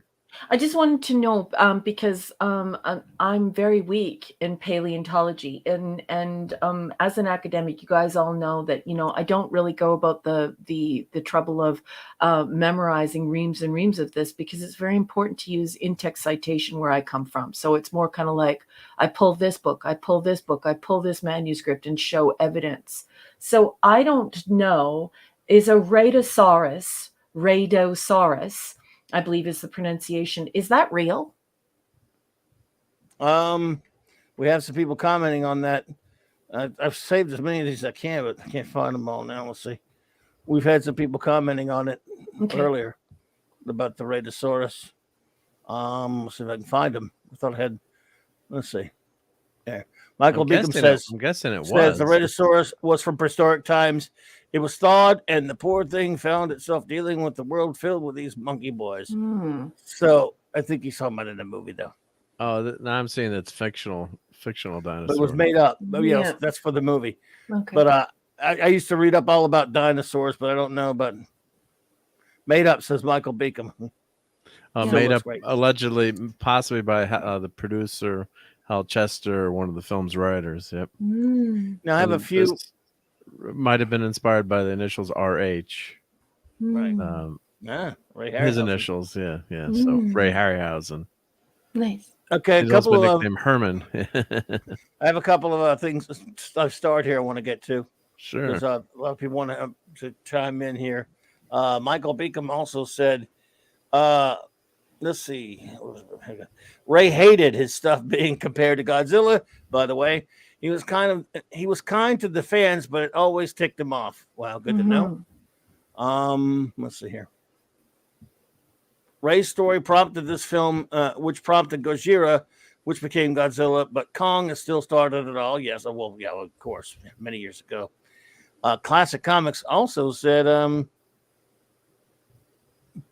due to the Japanese killing a few 100,000 Indonesians during their occupation, Tanaka tried to smooth things over to no avail. He had recently been in the U.S. and had seen The Beast from 20,000 Fathoms. And on his plane flight back to Tokyo, he decided to do his own version. Yeah, okay. Let's get some of these here. Larry said Gojira was specifically told that it rose from the atomic bomb testing in the Pacific. A story against atomic bombs having been used. Yeah, of course. I just want to get some of these before let's see. Hungerbush says, no, Clobby, originally Gojira was a dinosaur who then huge, but then mutated according to the Japanese 54 script. No. Well, yeah, but it was also that. Yeah, it was, but it was also that, and they sort of revamped his origin in 91 is what I was referring to. And yes, how can you the notion of the mutated iguana was purely 1980 barf. Yeah, I knew that. That's what I was talking about. I hate that movie. The 1998 movie's garbage. Yeah. Matthew and Broderick. garbage. And Tomioka Tanaka was inspired to be. Yeah, okay. I'm just catching up on the ones we already have. And then thank you, Crazy. Larry. Look at my Larry. Love you, For the honey. super chat. Appreciate you, sir. Happy 500 and 500/1200 episode longevity and quality. Well, Yay, baby, thank you. you're too kind. I don't deserve the quality compliment, but the longevity is here. Thank you so much. So that was interesting and had lots of threads to it. So I just want to say that the Beast from 20,000 Fathoms. I envy you. I wish I could see these movies. I don't have any way to see them. Hungry Boy can send them to you. Yeah, but I can't. I can't watch them on my computer that way. I mean, I don't want to watch them on my computer. You have sitting at this desk like that. I mean, I can't watch it in my room if it's like. We'll figure that out off. We'll figure that after the show. We can figure that out off air. But the thing is that Hungry Boy can save you hours and hours and hours, even if you're a computer expert or a comm tech expert like me or like Mark. Because he goes around and he actually will spend an afternoon trying to find me like 1080p and on these old films so that I can actually enjoy them. And most of the time he finds them on like archive.org and other places. So it's perfectly legal what he's watch doing. Them on the computer, and I can't do that. Yeah. But Mark and I can help you figure that out. But the way that HB sends them to me, it's not only perfectly legal and perfectly copyright compliant and all that jazz, but he puts in the he's such a wonderful friend. He puts in the hours to find the very best versions that he can find of these films so that we can properly enjoy them. So we'll hook you up. We'll talk backstage and we'll hook you up with these. Okay, boss? Good. Thank you. And thank you, Hungry Boy. So I'm going to go ahead and I'm going to give this movie a 10 out of 10. Once again, this is not a 10 out of 10 for normies. Normies will not enjoy this film at all. Of course, geeks and nerds will go nuts. Geeks, nerds, and dorks will love this movie. This is a 10 out of 10 for our people. And if you haven't seen it, you really owe it to yourself to sit down with some popcorn and a beer or a glass of lemonade. Please drink responsibly, and just have a wonderful time with this incredible practical effects display. It's beautiful to look at. I cannot tell you, I don't know how you all feel, but just look at that thing. And it looks real. And it is amazing. The models, the scale, just how you feel like you're there and that it's real and all done lovingly with so much care and so much expertise. These are artisans. These are engineers, artists, model makers, painters, paleontologists, experts, consulting. There are so many artisans involved in making this beautiful thing. If you are a nerd, if you are a geek, if you are a dork, this is the clouds open up and the sky shines and gold coins fall down. No, I'm kidding. 10 out of 10.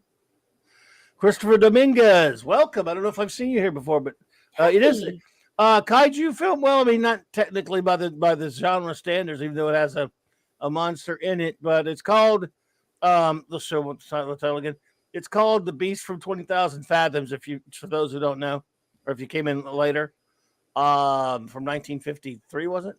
Yes, boss. Ray Harryhausen film, and it's definitely excellent. Mm-hmm. So you got another one for us. Yeah, and I also wanted to say, because I'm starting to pick up on why you guys become insane with all of these facts. Who is this guy, this Christopher, what's his name? Schneer? I don't have his name in front of me right now, but he seems to do a lot of production for Ray Harryhausen, doesn't he? That name is starting to stand out to me, and I'm just a nerd. I don't even know anything about that. But wow, he sure produces a lot of stuff for him. Oliver Belamonte. Hello there. Hey, welcome, Oliver. Charles Schneer. That's it. Charles Schneer. Thank you, Michael Beacom. Knows Michael Beacom does on that stuff. Yeah, love him. Okay, let's move along, folks. The last film. And I believe this is a lobby card. I've just learned what a lobby card is, so I might be wrong, but I believe this is a lobby card. It's not a movie poster.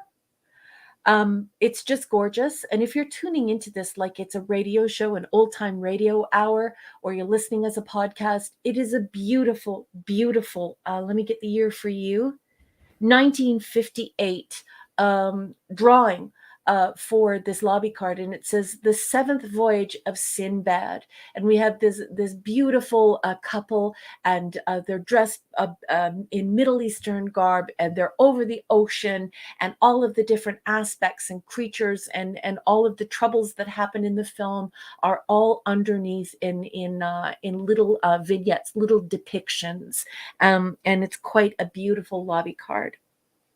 I'm going to read a little bit for you folks from Wikipedia, which is, of course, a free source. Not ideal. We correct it when we know it sucks. So I'm going to read a little bit for you folks, and then we'll get into it. Okay. The seventh voyage of Sinbad, and please know that I read this stuff extemporaneously in order to get an organic, non-academic response from me. Hungry Boy has asked me to not do any type of research on these films, to just watch them and enjoy them, and then thereafter take them apart with all of you and discuss all this stuff. So, it's a little rough going. Forgive me, but that's the nature of that cold read, of that organic encounter. The Seventh Voyage of Sinbad is a 1958 Technicolor heroic fantasy adventure film directed by Nathan Jaron and stars Kerwin Matthews, Torrin Thatcher, Catherine Grant, Richard Eyre, and Alec Mango. It was distributed by Columbia Pictures and produced by Charles Schneer, that Schneer guy again. It was the first of 3 Sinbad feature films from Columbia. The later 2 from, shouldn't that be the latter? From the 1970s being The Golden Voyage of Sinbad in 1973 and Sinbad and the Eye of the Tiger in 1977. All 3 Sinbad films were conceptualized by the great, I'm adding the great here, Ray Harryhausen, using Dynamation. Yeah, that's what they call it. Yeah. The full color widescreen stop motion animation technique that he created. What a marvelous, marvelous human being. I added that, sorry. Well, similarly named, the film does not follow the storyline of the tale The Seventh Voyage of Sinbad the Sailor, but instead has more in common with the third and fifth voyages of Sinbad. The Seventh Voyage of Sinbad was selected in 2008 for preservation in the United States National Film Registry by the Library of Congress as being culturally, historically, or aesthetically significant. And I'm not surprised. Hungry Boy's always picking this stuff that he knows will appeal to me academically.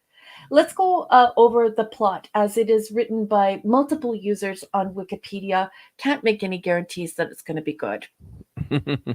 Sinbad the sailor and his ship's crew make landfall on the island of Colossa, where they encounter Sakura, a magician fleeing a giant cyclops.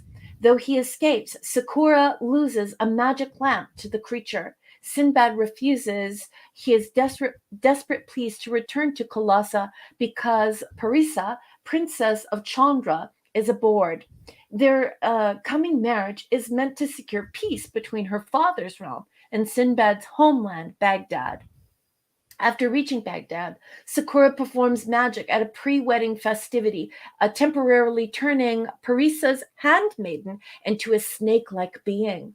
Despite his prowess and the dark prophecy about war between Baghdad and Chandra, the Caliph of Baghdad refuses to help the magician return to Colossa. Later that night, Sakura secretly shrinks the princess, enraging her father, the Sultan of Chandra, who declares war on Baghdad. Sinbad and the Caliph give in to Sakura, who explains that the eggshell of a roc is needed for a potion to restore the princess, and it can be found only on Colossa. Sakura provides Sinbad with plans for a giant crossbow for protection against the island's giant creatures. Thank you, Valiant Renegade, by the way. Good to see you, buddy. Oh, yeah, hi. so it's YouTube number 500, overall 1,200. But it's good to see you, my friend. Thank you. So Thanks for popping in too. I'm going to stop reading there because unfortunately with these Wikipedia people, they just keep putting the name out. And so it begins to sound like Sands Through the Hourglass, The Days of Our Lives. And it's just a bunch of empty names and you can't make a connection to the story. So this is obviously a voyage of Sinbad. And yes, we go off to an island and we encounter some creatures and we have a wonderful, wonderful hero.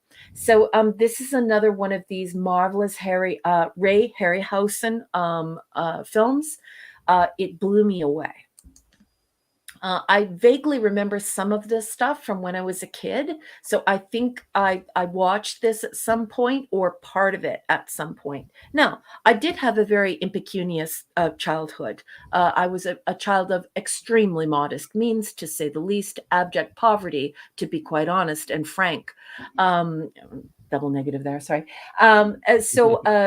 We whatever came on TV, we watched on TV, and we had very few channels, and so there was no recording it. We didn't have a VHS or anything like that for a very long time, well into the 80s, and we were just renting it. So I might have caught bits and pieces of this film. I loved this, seeing this beginning to end. Absolutely beautiful creatures, as some wonderful ideas that come from the 1001 Nights, and just an amazing adventure. Really well written, really well acted, and just over and over again, we have these encounters with the preternatural ability of this genius we call Ray Harryhausen. I love his practical effects. I love the creatures that he makes. I could just watch them. And the fact that he makes sure that the films that he's involved with are also well written, or they're based on these beautiful short stories, or they're based on some type of real mythos from various cultures, merely enhances the experience here. So just absolutely beautiful. I thoroughly enjoyed it. I would watch this again. So before I give my rating of it, I'm going to turn it over to the boss and turn it over to our chief engineer. Captain, my captain, mon capitaine, please tell me, have you seen Seventh Voyage of Sinbad, and what'd you think of it? No, yeah. I remember at some point in the 70s, I think it was before one of the 70s films came out. There were like two films in the 70s, one of which you talked about, I believe, last week. I think you talked about Golden Voyage. There was a theater that showed old movies and stuff, and I don't know. I was very young, but the first time I saw it, we went to the theater to see a couple double features of different various types of films of this nature, and this is I never forget seeing it in the movie theater way back when. So you got to see this in the movie theater. Well, obviously I wasn't even born when this movie was made on movie theaters, but they used to bring movies back to the theaters all the time at some of these theaters. So I see. It'd been around. It had existed for a long time. It's like, this is a 1958 movie. I'm not that old. But yeah, sometimes the libraries would show it. I remember too, like they'd have. Movies, and I'm not sure if I saw it on TV later as well, but I'm pretty sure I did because I've seen it a few times. But yeah, well, of course, and I loved it. It may have been even after I'd already seen one of the 70s versions, but at some point they showed it in a couple of movie theaters. We had theaters that re-showed old stuff all the time, and we would go see Monster Man. Look, so I saw the 1933 King Kong film at a movie. The first ever I saw it was at a movie theater. That was a 30-year-old movie at that point, 40-year-old movie. So, I love it. I think my favorite's always going to be Golden Voyage. Have I seen that one yet? You reviewed that one. I reviewed that one. Okay, yeah. Tom Baker. Yeah. The other one was Eye of the Tiger, which was the last one they did. That was still great as well. But, yeah, this was great. This might be my second favorite because I think I like Golden a little bit better. I think Golden's better too, but that's like compared to awesome. Das Wolfen. Hey, Das Wolfen. What's up, buddy? Yeah, you like Golden better also? Yeah, but it's you'd have had to pick to watch them. It's still a great movie, yeah. So I just love the Cyclops though. Oh my god, man! Oh, the Cyclops is amazing, yeah. But the dragon and the plight of the dragon is pretty sad too. And you're cheering for the dragon and you want the dragon to be freed, and then of course, you know, we have those later on in the Harryhausen catalog, we have some of those Greek films, and so we also have that marvelous skeleton in this one, which of course gets thrown off a cliff, and or a very steep high edge, and he's shattered. The bones are shattered in order to get him to stop. But yeah, great fun. Great was this stuff. the first skeleton that he? Because then this was before. Was this? I think this was before Jason and the Argonauts. Jason, I'm guessing they probably. I could be wrong. Well, Michael Beacom will let us know. But Michael Beacom will know. Michael Beacom, I did just see that. I did just see. Oh, but another Bert Harmon. The email that you sent. I'm checking it out now. So, thank you. By the way, I also really appreciated the special effects that were used to shrink the princess. No one can tell me. Yeah, it looked good too. Yeah. Literally, and I'm just going to say this, and I don't use the word literally very often. Literally, I challenge anyone out there to show me CGI that looks better than our princess. What a master! Well, she was a cutie patootie too, so definitely. But look back on that film and tell me that practical effects and the practical way of doing things without CGI isn't equally as good, because it is. I mean, you 100% believe that she has been, that she's 2 inches high. It looks seamless. It's beautiful, and I defy anyone to tell me differently, because they would be lying. Welcome, Comic Relief Crusader, and thank you, your Muslim uncle, for the $4.99 super sticker. I appreciate you. You were too kind, my friend. Thank you so much. Yeah, here's the this is 1957. I thought it was 58. It was 57. Okay, thank you, Michael Beacom. But yes, Bernard Herrmann was brilliant, by the way. Great movies and soundtracks. Thank you so much, your Muslim uncle. Really appreciate it, my friend. And we have to do it that way because I can't. StreamYards doesn't show us what a sticker looks like. It doesn't show membership gifts and then that kind of stuff. It's crazy. So, so maybe I'll just drop my rating. This is great. Why? For what? That's a great movie. Oh, and then the snake girl fight too is amazing. Oh, yeah. Yeah. So I'm going to drop my rating right now. I give this one an 8.5 out of 10 because I liked the other Sinbad better. Sure. Oh yeah, that's true. Comic Relief Crusader. Tabitha Troughton. Troughton was in Eye of the Tiger, and Tom Baker was in Golden Voyage. Go ahead. Sorry.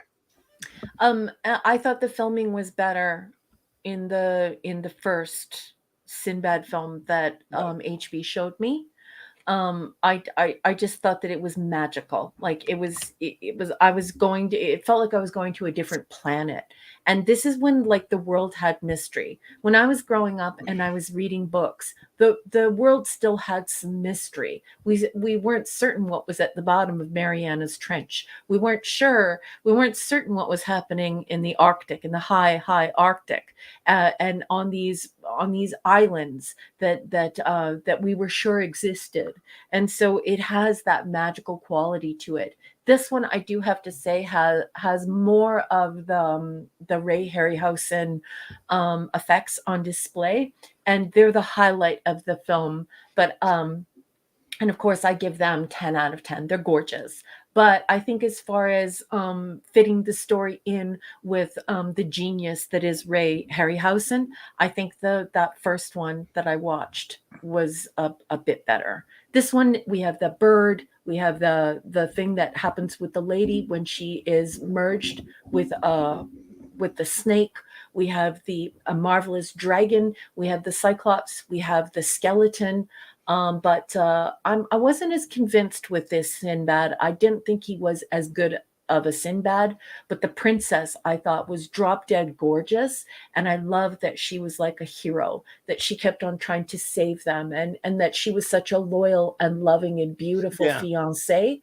And she was just marvelous pretend. So, I mean, I'm not knocking it. It's still amazing. Oh, no, it's still fun. Yeah. but it's 8.5. That's a good The rating. first one's better. That is Yep. no shame in there, that's for sure. I don't know. I'm not sure what Sinbad I like better. You haven't seen The Eye of the Tiger yet, have you? I don't think so. As far as the guy playing Sinbad, I kind of like Patrick Wayne in that, but John Philip Law is really good in Golden Voyage.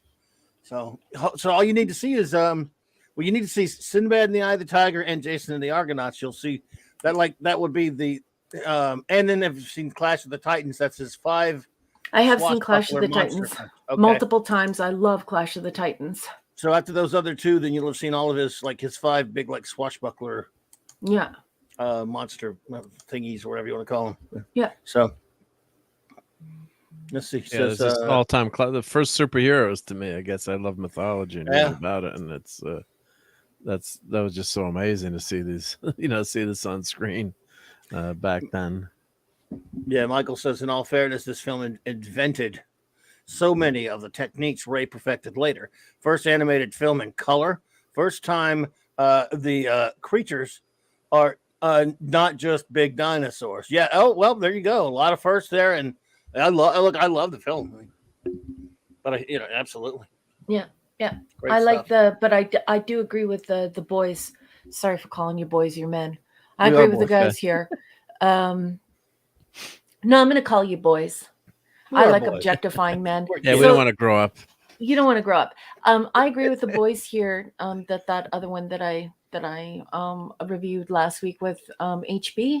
That the Sinbad is better and the sets are better. But I will say that if you lined up the monsters and you put them on a beach, I definitely think that this one had better monsters and more monsters and really, really cool. But I just think overall the other one is just a much better film altogether. Like the totality of it. Does that make sense? Yeah, sure. Yeah, sure. And Das Wolfen, I appreciate that. Yeah, I never know what Raquel surprises us with the movies. We've been talking a bit of Harryhouse in the past couple of weeks. But we never know what she's going to show us. It's kind of a surprise every time. So otherwise, but yes, don't worry. There'll be one of these days where we'll just go all out Harryhausen show. Or well, maybe you, Michael Beacom, will come on with me one day, and Hungry Boy and Raquel or whatever, and Mark, and we'll do a show all about Harryhausen. Who knows? Just talking about him. Yeah, and Clubby's been talking in the background, especially because Mark has that cost me, and he has worked all of the kinks out of it. We could always do something together. I know Clubby's been looking for an interesting segment for you all. He's always looking for good material for you, and he's always looking to entertain you all. So that's something we've been discussing behind the scenes. I don't know how the boss is how that's going to take shape. The boss has the final decision there, and I'm not speaking for him, but I'm just saying that the opportunity is there if the demand is there, and it's something that we're open to. Indeedishness. That 70s rock fan, buddy. Good to see you, my friend. All right. Hope you're doing well, buddy. Hey, how are you, sweetheart? Let's see here. Michael Beacom says, also, Corey Matthews set the standard for seeing things that aren't there. Watch the film again just for how he looks at the princess, the skeleton. Okay. Oh, gotcha. Good That's really tough to do too. I can imagine. It's not easy to act like that, Yeah, with those so true. effects like that. Yeah, so true. Well, yeah, with like modern CGI, they'll have a person wearing. I always remember seeing Jar Jar Binks, the actor, with like a fake Jar Jar Binks head over him, just so show the actors where to put their line. But any actor acting in any kind of movie where there's a blue screen or even practical effects, pretend to be scared. Here comes a 50-foot dinosaur. That can't Not be easy. easy to do. Yeah. Yeah, Star Trek too. We get that a lot in Star Trek. I'm sure a lot of those scenes where they're reacting. Yeah. So yeah. So I'm going to run through all of the visuals again to cap off this segment. I do have one more piece when this segment is completed. Sure. I don't want to hog the whole show, but I do have one thing that everyone's enjoying it. Go for it. Okay, so here again, we have It Came From Beneath the Sea. What a beautiful film. I cannot recommend this enough. It's gorgeous to look at. The dialogue is excellent. It's like, I'm telling you, these first scenes, I just got to show this photograph again, with Captain Petey Pants by his periscope. No, Commander Petey Pants. Wow. This is such a great film, and I cannot believe those opening nuclear submarine scenes. You feel like you're there. It just impressed me beyond what I can express here. Next is, of course, The Beast from 20,000 Fathoms. What a gorgeous movie. I'm completely blown away by the fact that this inspired Godzilla, and that we have Ray Bradbury to thank for it with this 1951 short story that he wrote. I'm blown away by this fact. Stunt Brat actually knew about this, which makes me just love Stunt Brat even more. So highly recommend. And then, of course, the next film is The Seventh Voyage of Sinbad, which we were just discussing. Harryhausen magic here. Just beautiful to look at, great fun. And I highly recommend all three of these absolutely beautiful films to you and yours. You can watch these with your family, and everyone will have a good time. You might have to cover some eyes. There are some scenes where I was like, well, I'm not going to watch that part because it's a little violent. But normal people would not find it violent. I'm just somebody who doesn't like violence. And you think you're having a bad day, get merged with the snake. Try that one. Andy Masterson. Hey, Andy. What is up, the great Andy Masterson? Good to see you there, my buddy. Thanks for popping in. So that ends my film segment. And I do have one more item that is really, it's really ticking me off. Oh, what is? Okay, well, June was a great writer. A couple of days kidding, ago kidding. on Instagram, once again, Roddenberry Official from Roddenberry Entertainment posted this meme that says Rod time. Thunderheart. Hey, sorry, go ahead. Hi, Rod. Did he give me a super sticker? You said. Well, that was a member chat before. He said, member chat. Thank you so much, Rob Thunderheart. I'm sorry, we don't get the member chats. Yeah. And don't forget to support Rod Thunderheart's book, everyone. And please follow him on Twitter. Good to see you there, bro. Okay, so I'm just going to get through this quick and dirty, but I am extremely upset about it. And now I'm not talking to you as your friendly neighborhood nerd, the gal who hangs around with the geeks. Now I'm talking to you as your friendly neighborhood scholar, and someone who does peer review for important people, not just empty peer review. I mean this, people. Okay, this is not good. So a couple of days ago on Instagram, Roddenberry Official, Roddenberry Entertainment posted this meme. And it says, time is the fire in which we burn. And its attribution is to Gene Roddenberry. Underneath, Roddenberry Official responds to their own meme and says, this is the truth. I have approached Roddenberry Official before. I have tweeted Roddenberry Official before using hashtags, letting them know that this is not true. So they know it's not true. And they continue to repost this. Now, they have this in their meme cycle, and they're using it all the time. And I want you all to know that Gene Roddenberry would be appalled by this plagiarism, because we know that time is the fire in which we burn is a quote from a poem written by Delmore Schwartz, who taught at Princeton. He even taught Lou Reed. So this is a very inspired poet who struggled with mental illness, and the poem is quite beautiful. And so now I'm going to use the Clubhouse, as I did last time they did this, to set the record straight. I'm so sick over the plagiarism and the lying that goes on in Star Trek. It pisses me off so bad. There is no need for plagiarism. There is no need for the lying. And the thing is that people believe this crap. They believe most of the lies that are that people circulate in the Star Trek community, and it infuriates me. Plagiarism is very serious. It's a very serious offense, and you should not do it. Don't do it. Anyway, I sent the link to Mark. Mark, I was wondering if you could please bring up the wonderful Delmore Schwartz's URL, because I would like to show everyone the poem.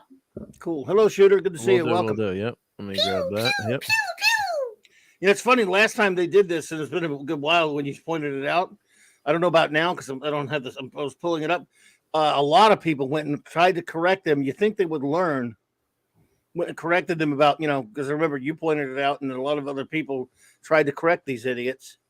People are so lax today with not caring about, getting information right, and you have easier access to information than you ever did at any time in human history. You could look it up. I mean, he was unfortunately Gene was he not only that it's not him. I mean, it's so easy to find out he was passed away, but before that movie even was made. That it's used for those who don't know that these idiots are getting it from a quote from the film Star Trek Generations, where it's quoted by Dr. Soran to Picard when he says that to Picard. Time is the fire at which we burn. That is correct. And just because it's in a Star Trek movie, some jackass idiot, hey, they must work for Secret Outhouse and must work for Jar Jar Abrams, just decided it was Gene Roddenberry. I mean, how many times in Star Trek do you see Picard or Kirk, whatever, quote Shakespeare? They wouldn't say to be or not to be Gene Roddenberry because it was on Star Trek? I mean, just how easy is it to get that right?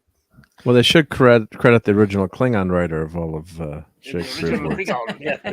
No, the thing that bothers me is that that this stuff circulates, and then people come to Saturday Night Star Trek and they're like, well, this person who was involved with Star Trek said this, and this person who was involved with Star Trek said this, and a lot of the time it's crap. It doesn't matter that the person who said it is famous, and I think it is a gross mismanagement to use Roddenberry Entertainment to plagiarize someone. But what I really love, what's taking shape in the chat right now, is that James Caserta has shown up, and I love what James Caserta has said here. He says Gene Roddenberry would never say that. That's a good point. James Caserta, you're Gene Roddenberry, because Delmore Schwartz was suffering with mental illness. A lot of his poems really struggle with the inevitability of death and the darker side of life, and this sort of this existentialism. He was always concerned with a troubled childhood or a troubled world or death or whatever. So anyway, I just wanted, did one of you want to volunteer, because I've been rattling on here forever. Did one of you want to volunteer to read this? It's very simple. It's a very simple poem. And remember, in the film itself, the way this thing is used, it is being espoused by the bad guy, and even Picard, he disputes it later at the end of the film. Remember, he doesn't agree with it. Yeah. So, because it doesn't really go along line with lockstep with Star Trek. How long is the singer? It's not long, but you know what, Clubby? Even if it's just for a minute to read it, I can try and go through it really quickly. It's been a long time since I've read it, but I will tell you this: this poem is so beautiful, but it is quite sad, and I want to do this for Gene Roddenberry. Go for it. You do it. This is plagiarism, and it's not good. So here we go. I'll just read it. Please do. And I've been I'll scroll as you read. Yeah. Anyway, hopefully I don't screw this up. Folks. Yeah, I have it big so people can see it. Yep. Calmly we walk through this April's day. Metropolitan poetry here and there. In the park sit pauper and rentier. The screaming children, the motor car, fugitive about us, running away between the worker and the millionaire. Number provides all distances. It is 1937 now. Many great dears are taken away. What will become of you and me? This the school in which we learn. Besides the photo and the memory, the time is the fire in which we burn. This is the school in which we learn. What is the self amid this blaze? What am I now that I was then, which I shall suffer and act again? The theodicy I wrote in my high school days restored all life from infancy. The children shouting are bright as they run. This is the school in which they learn, ravished entirely by their passing play, that time is the fire in which they burn. Avid, its rush, that reeling blaze, where is my father and Eleanor? Not where they are now, dead 7 years, but what they were then. No more. No more? From 1914 to the present day, Bert, Spira, and Rhoda consume, not where they are now, but not where they are now, where are they now? But what they were then, both beautiful. Each minute bursts in the burning room. The great globe reels in a solar flare, spinning the trivial and unique way. How all things flash, how all things flare. What am I now that I was then? May memory restore again and again the smallest color of the smallest day. Time is the school in which we learn. Time is the fire in which we burn. And that's it. There you go. So it's beautiful, but as you can see, it's not something that Gene Roddenberry would have thought. This was Gene Roddenberry was a humanist, very hopeful, idealistic person, and he did not say this. This was written, I think this was finally published in a collection, I believe in 1967, though I'm not sure. You would need to look that up. It's a beautiful poem. Delmore Schwartz taught at Princeton. This isn't a nobody. Like I said, one of his students was Lou Reed. Oh, you're bringing up more information. Great. If you love this quote, I encourage you to please look into Delmore Schwartz and celebrate this person who really struggled with his craft and his vision. And please, if you see these corporations like Roddenberry Entertainment or these actors or these Hollywood people lying about things that they have not done, you need to call them on it. You need to call them on it. And it is quite a beautiful poem, isn't it? Here we see, Delmore Schwartz talking about how fleeting life is. It's like a flare. It's like a solar flare. Your life, it's over before you know it. And we have these romantic, beautiful, fleeting moments. We have these moments where we're playing, where we're distracted from the inevitability of death, but death is coming for us. And time is a fire in which we burn. So we are essentially like matches. Once you strike the match, it has a precious little time to burn down to the little nub before that life is exhausted. So quite a beautiful poem. And but the bigger issue here is, as I said, I'm not talking to you as a nerd right now. I'm not talking to you as, the nerds and geeks hang out. I'm talking to you as a scholar. Please make sure you call people on this crap, on this idea that they can plagiarize and that they can lie, not only about things they've written and things they've done, but that corporations are lying and saying they've created things, or they're responsible for things that they aren't. Call them on it, please. Call them on their BS. And I'm almost so upset right now at the plagiarism that I may use profanity. So I'm going to stop talking. I'm going to thank you all for giving me the floor and for listening to me rattle on with this boring prattle. I love you very much. Not boring. I'm going to throw it over to the boss.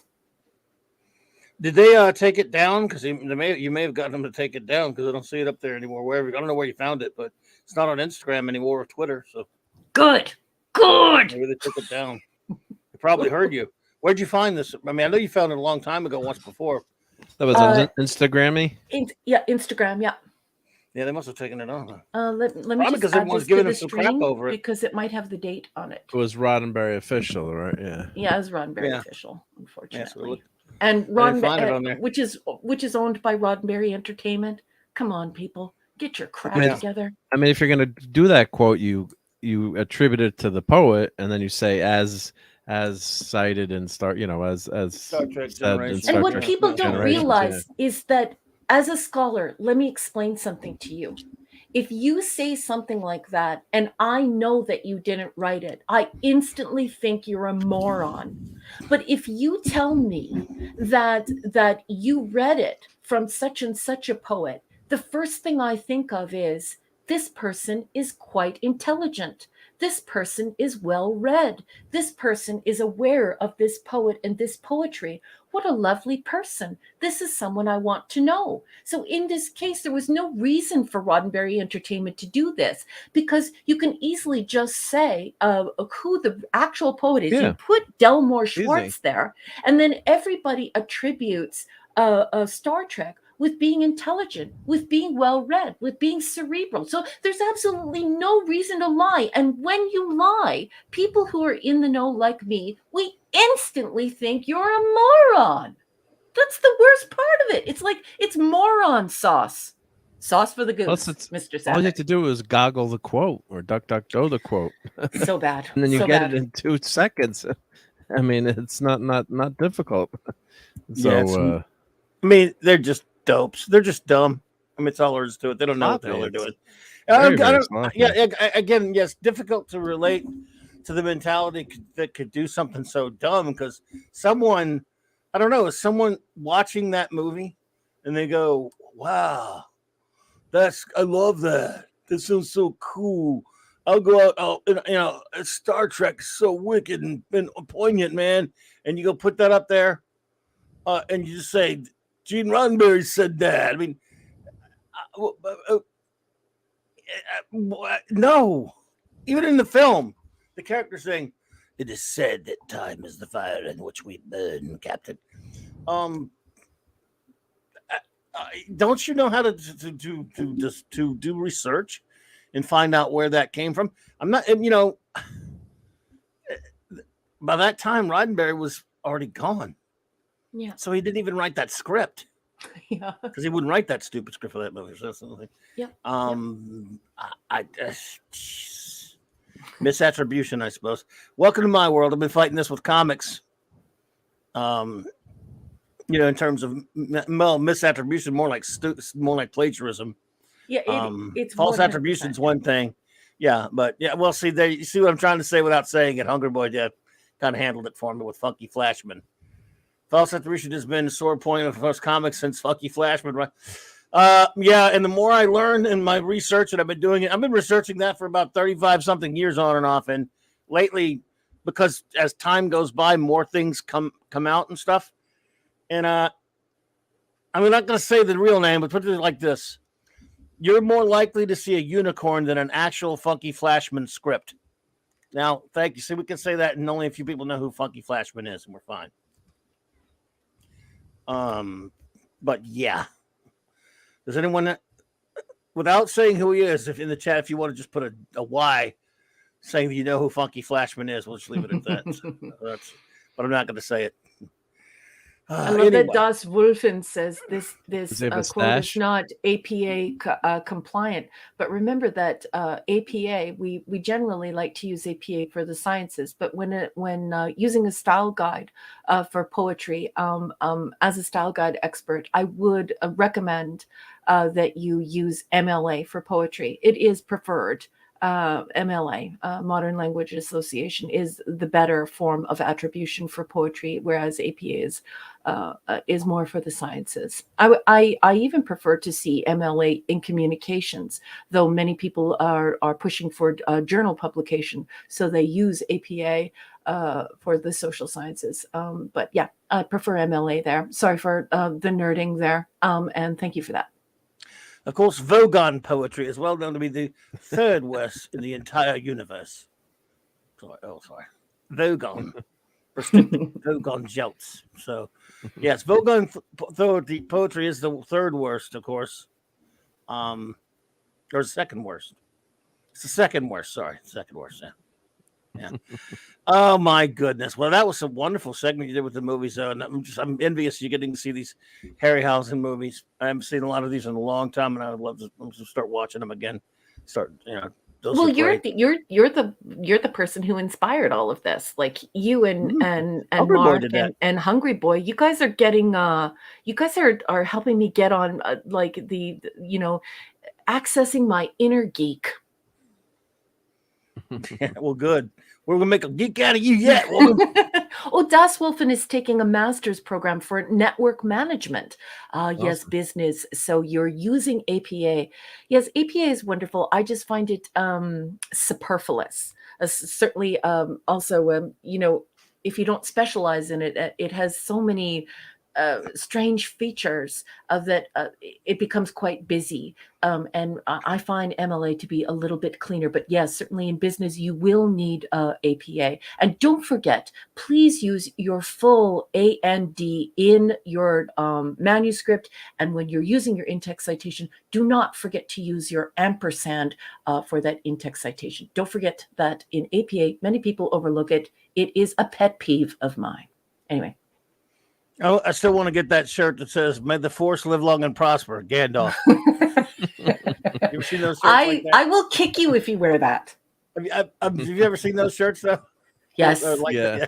Yes.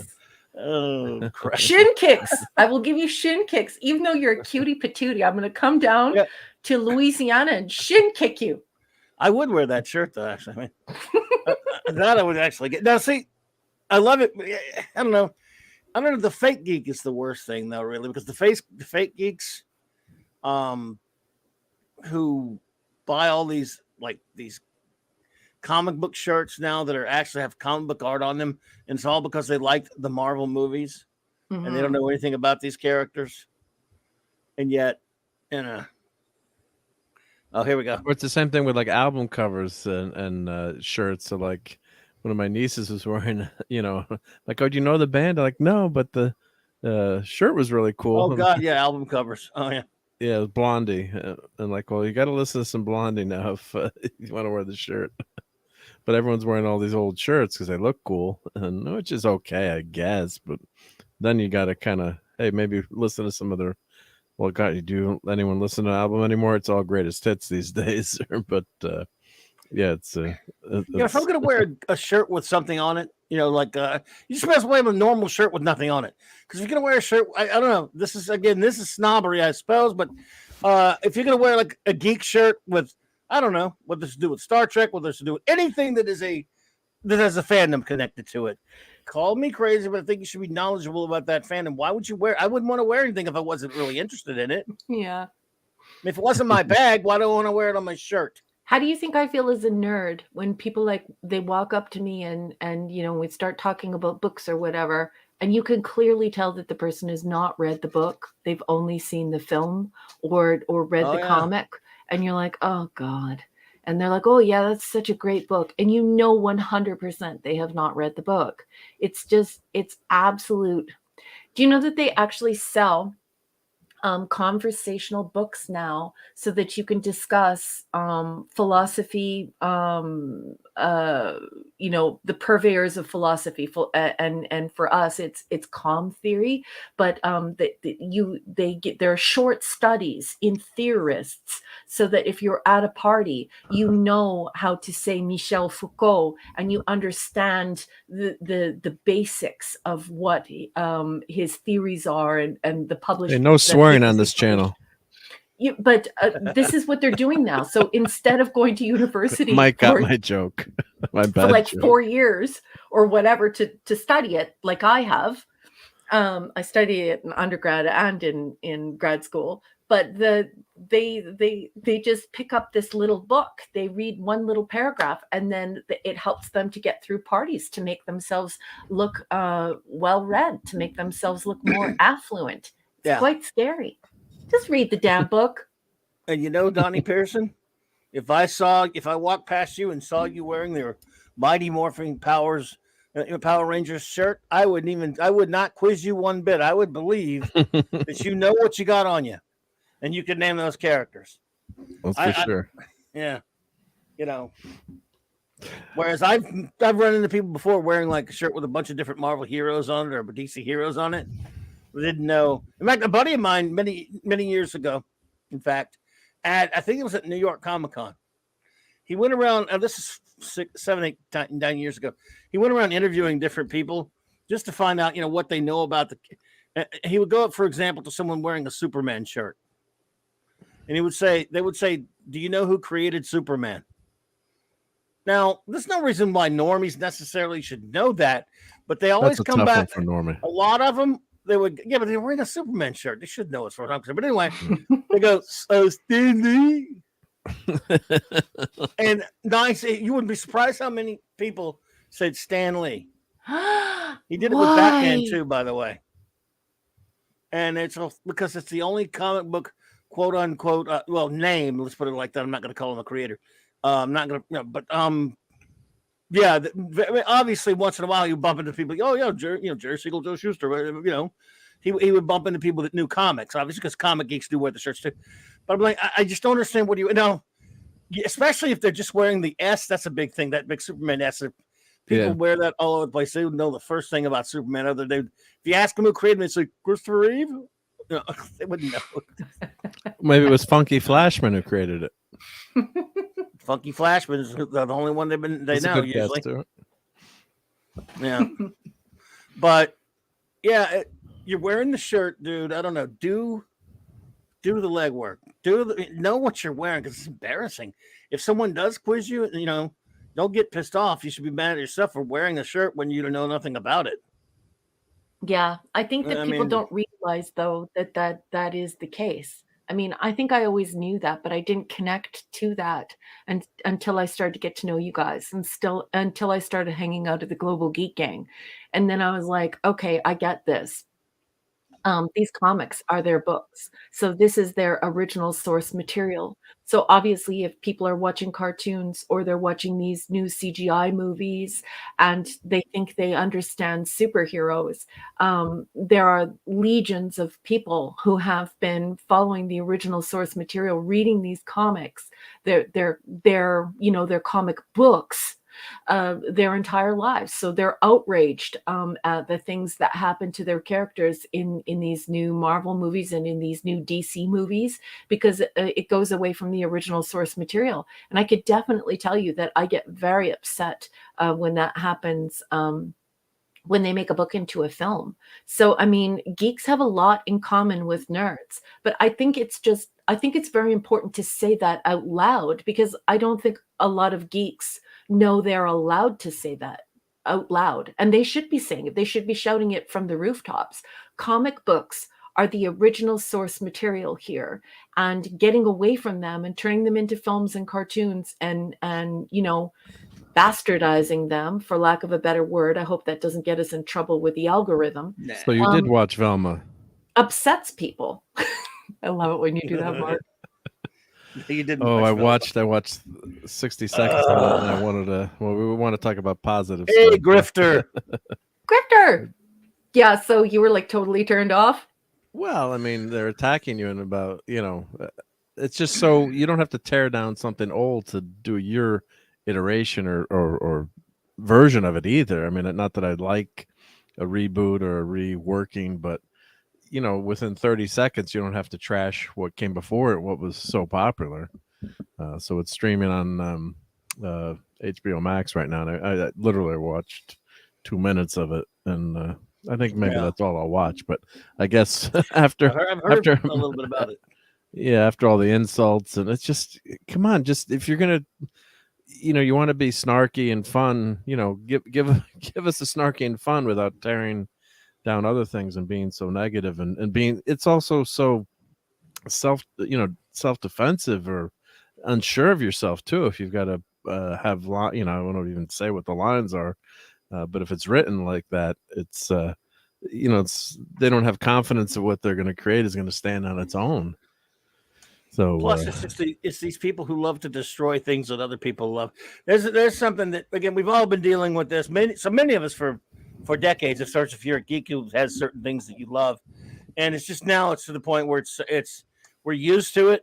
But one thing that I will never understand is the mentality of these people who will get, for whatever happenstance, be put in charge of these projects that deal with big fandoms that love these things, and they don't.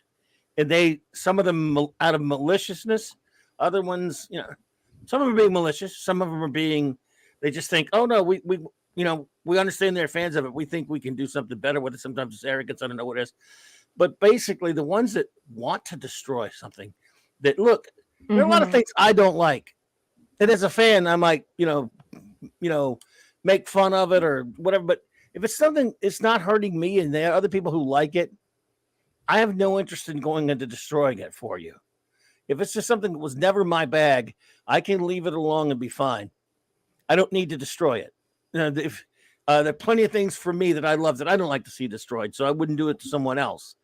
But there are people like Ruins Johnsons and the Jar Jar Abrams of the world and the Alex Klutzmans, the Chris Chibbys. These must be some really Kevin Smith, and people who are rotten to the core, who take something that then, like in the Kathleen Kennedy and these other ones, they take something like Star Wars that they know that in the case of Star Wars, millions upon millions of people love it, and they know what they're doing. What's happening? Oh, did I hit the? I don't know. I hit the keyboard. They know what they're doing. They're destroying something that a lot of people love, and they don't care. In some cases, they get off on it, like a Ryan Roundhead Johnson, and people like that. Some of them will pretend like they, oh no, we understand you don't like it, but we think it's the best thing for it. And all they ever do is chase the real fans away, and they don't get any new ones. They get very few new ones. All they get is the sycophants who have to suck up anything that has that, and they'll chase the label. If someone says label chasers, they will stick with a label. If it's got the word Star Trek on it, that's all that matters to them. They have no ability to discern what Star Trek really is and what it is. And it's not just Star Trek. I'm using that as an example. Star Wars. There are some people that, yes, they loved Star Trek or Star Wars when it was what it was supposed to be.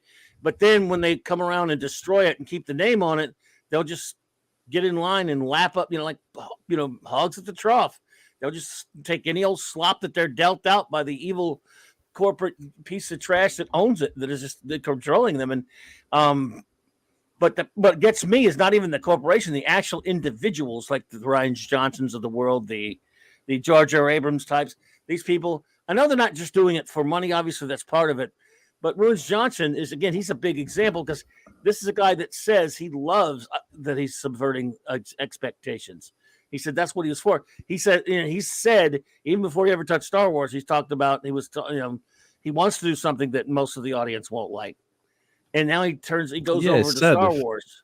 He said that 50% of the audience hates the film. I'm okay with that. This is a nasty creature. And these are people, a lot of these people take things that others love that they could easily just leave alone and do something else. And don't even, and again, they don't even try. They just do their own thing to it. And when people rightly complain because it's something they love, it just feeds them. It makes them happy that they've done something to basically hurt someone else. And to just, hello, Dad, man, good to see you there, buddy. Basically, they're vandals, is what they are, and I'll personally never be able to relate to the mentality. Well, what it is it is an act of violence, because what it's doing is they are antagonizing people, and they're destroying something, and their comments are unprofessional.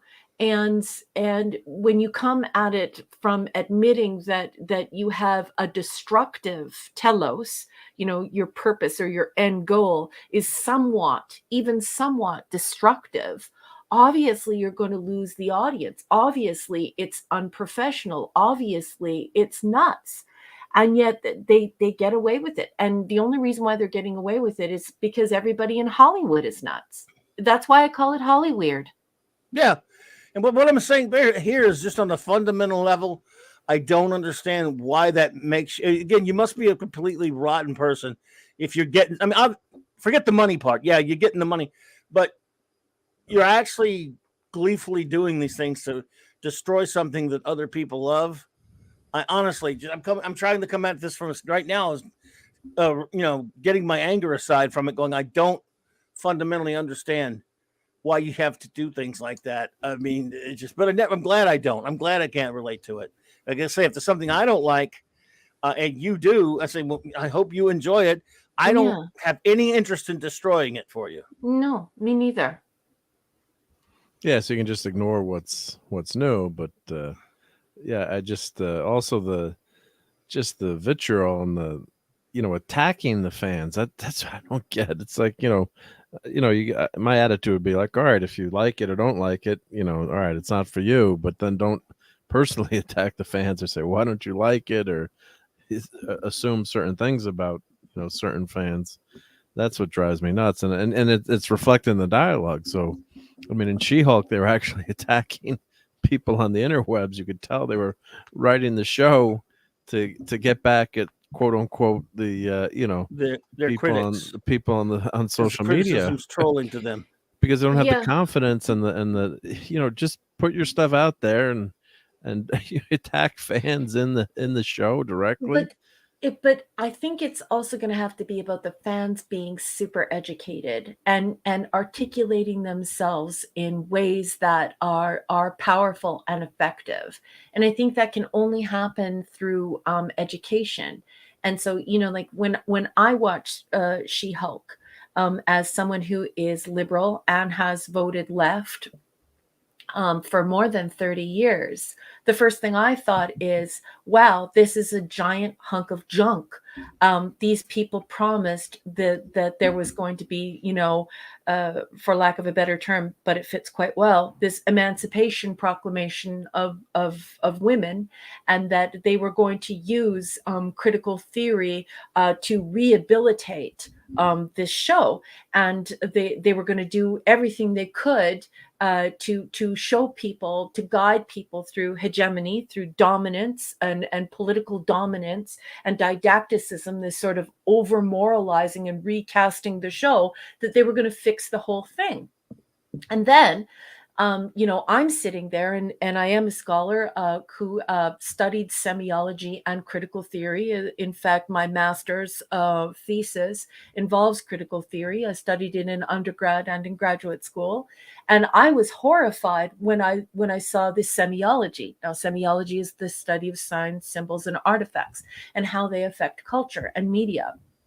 And what I was horrified when I saw the dry humping.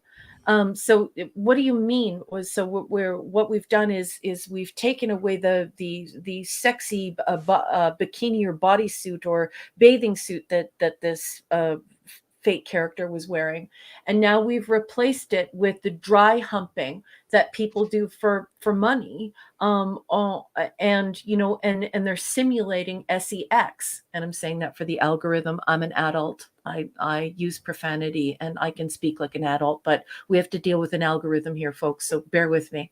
But just watching that, how could any self-respecting academic, a person who understands critical theory, a person who understands semiology and has actually studied it, how could they ever support that? Because they did not emancipate women. They did not rehabilitate the quote unquote over-sexualized images of women in that show. And they're already hypocritical because they over-sexualize men in these comic books as well. No man looks like Thor, and men have eating disorders. They abuse their bodies. They throw up.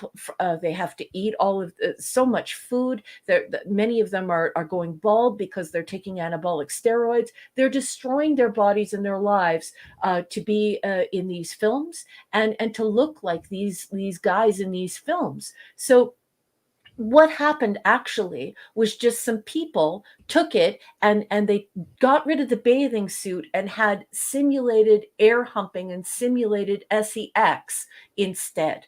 They didn't achieve anything. So they lied and they didn't deliver on what they promised. So all they did was destroy the property without sending any of the good and wonderful and well-intentioned messages that they promised. So for me, as a person who doesn't come from that audience they were attacking, I was appalled by the lies and the hypocrisy. Nothing transpired there. All they did was find a way to reboot it to try and squeeze some money out of the franchise. That's what they did. I didn't even know you watched that trash. Well, I watched excerpts of it. There's absolutely Okay. no possible way I could watch that show. It was the dumbest thing ever. Yeah, I It's had garbage difficulty even now. getting through the excerpts. No, I got you. Yeah, it's filthy trash. Dad man, thank you so much for the super chat, buddy. I really enjoyed hanging out with you tonight, buddy. He says, congratulations, Clubby, on 500. Here's to many, many more shows for the whole dad from the whole Dad Man clan. Well, thank you so much, my friend. You were too kind. And again, thanks for having me on tonight. I really appreciate it. It was a lot of fun. Enjoyed it. Enjoyed hanging out with Ash and you and Mark. And so thanks a lot. Good stuff. Yep. That was fun. Yep. But yeah. Again, it's just we live in this time. You're talking about that Velma, that kind of got me thinking about it. I mean, I've never been the biggest Scooby fan personally. Yeah, but why in the hell do you have to destroy Scooby-Doo? I mean, you have to take something and again turn something like an innocent character like Velma. Now look, over the past couple of years, cosplayers have had done all these like sexy versions of Velma cosplay and stuff, which is fine. That's for grown-ups playing. It's fine. But why do you have to take innocent characters like the Scooby-Doo characters and make them vile? Because you've told me if you could, in fact, if you want to tell us a little bit about what you saw. Well, I'll just read the first couple of lines. So she says, Velma, she said, this is, well, here, I'll just, I got the subtitles on, so I'll just they have to read it as these people no are really volume. sick individuals. No, I'm just reading I'm going to read the subtitles as it comes on. So my name is Velma Dinkley, so we can't get in trouble for that. Thunder rumbling. And this is my origin story. My origin story. Sure, normally origin stories are about tall, handsome guys struggling with the burden of being handed even more power, like Peter Parker. That's why I added the Peter Parker. And if they're about girls, it's usually like, hey, what made that hot chick go crazy? So that's the first. So to remedy this, I finally decided to share bone-chilling events that drove me to assemble the greatest team of spooky mystery solvers ever. Yeah, it was me. No Fred and his weird sex fan. This is my story told my way. It starts with a murder itch. So that's the first the first opening. So, and immediately I thought of Spider-Man. Probably one of the more recent great heroes. Yeah, I did get handed a lot of power and responsibility, but he was also a nerd a nerd that was really picked on in school. So it's I didn't watch much past this, but hey, if you want to check it out and see if maybe you might like it. But just that first 30 seconds. Of course, they got to put Fred down right away and say, yeah, Fred didn't assemble Mr. Ink. Of course, it was Velma, right? Well, it's an infantilization of the audience, and it doesn't matter how you vote. And I want to make that very clear. It doesn't matter how you vote, and it doesn't matter how other people online assume you vote or the names you call other people. How you vote happens at the polls.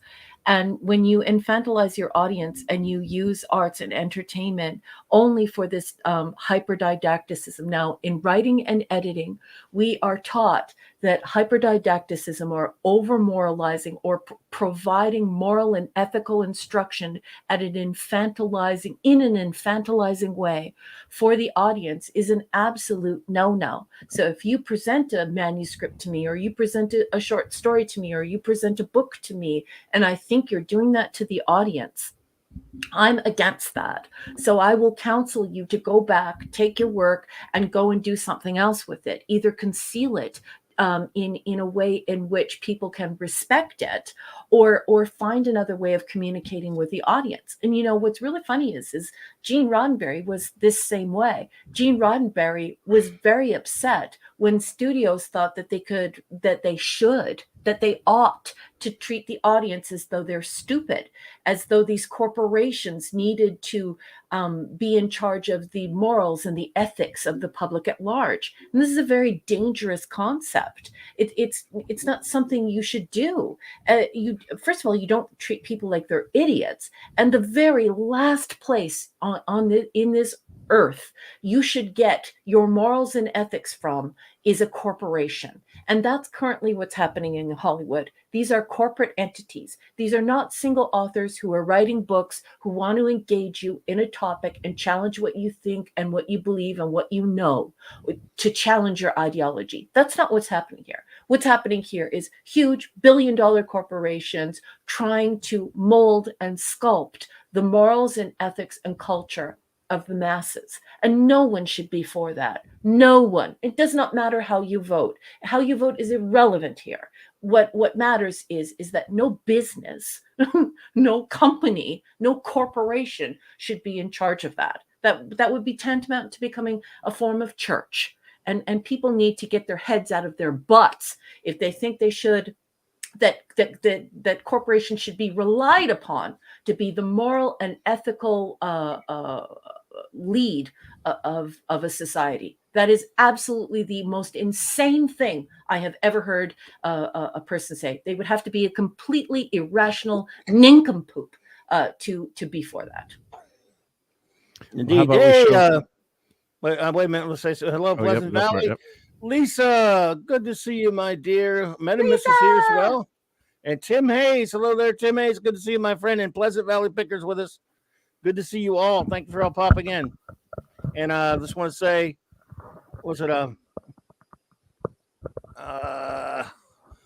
Michael said, you notice how they have never subverted non-popular shows.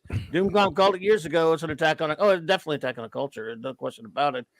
And what's it? If you think that destroying Scooby-Doo is bad, you should have seen what they've FX did to Charles Dixon's A Christmas Carol. Says Kal-El. I don't doubt it. I was lucky enough to miss that, but I believe you. I could hear you. It's probably filth. What you got? Well, why don't we show something cool, right? While you're doing that, I will go get some medicine.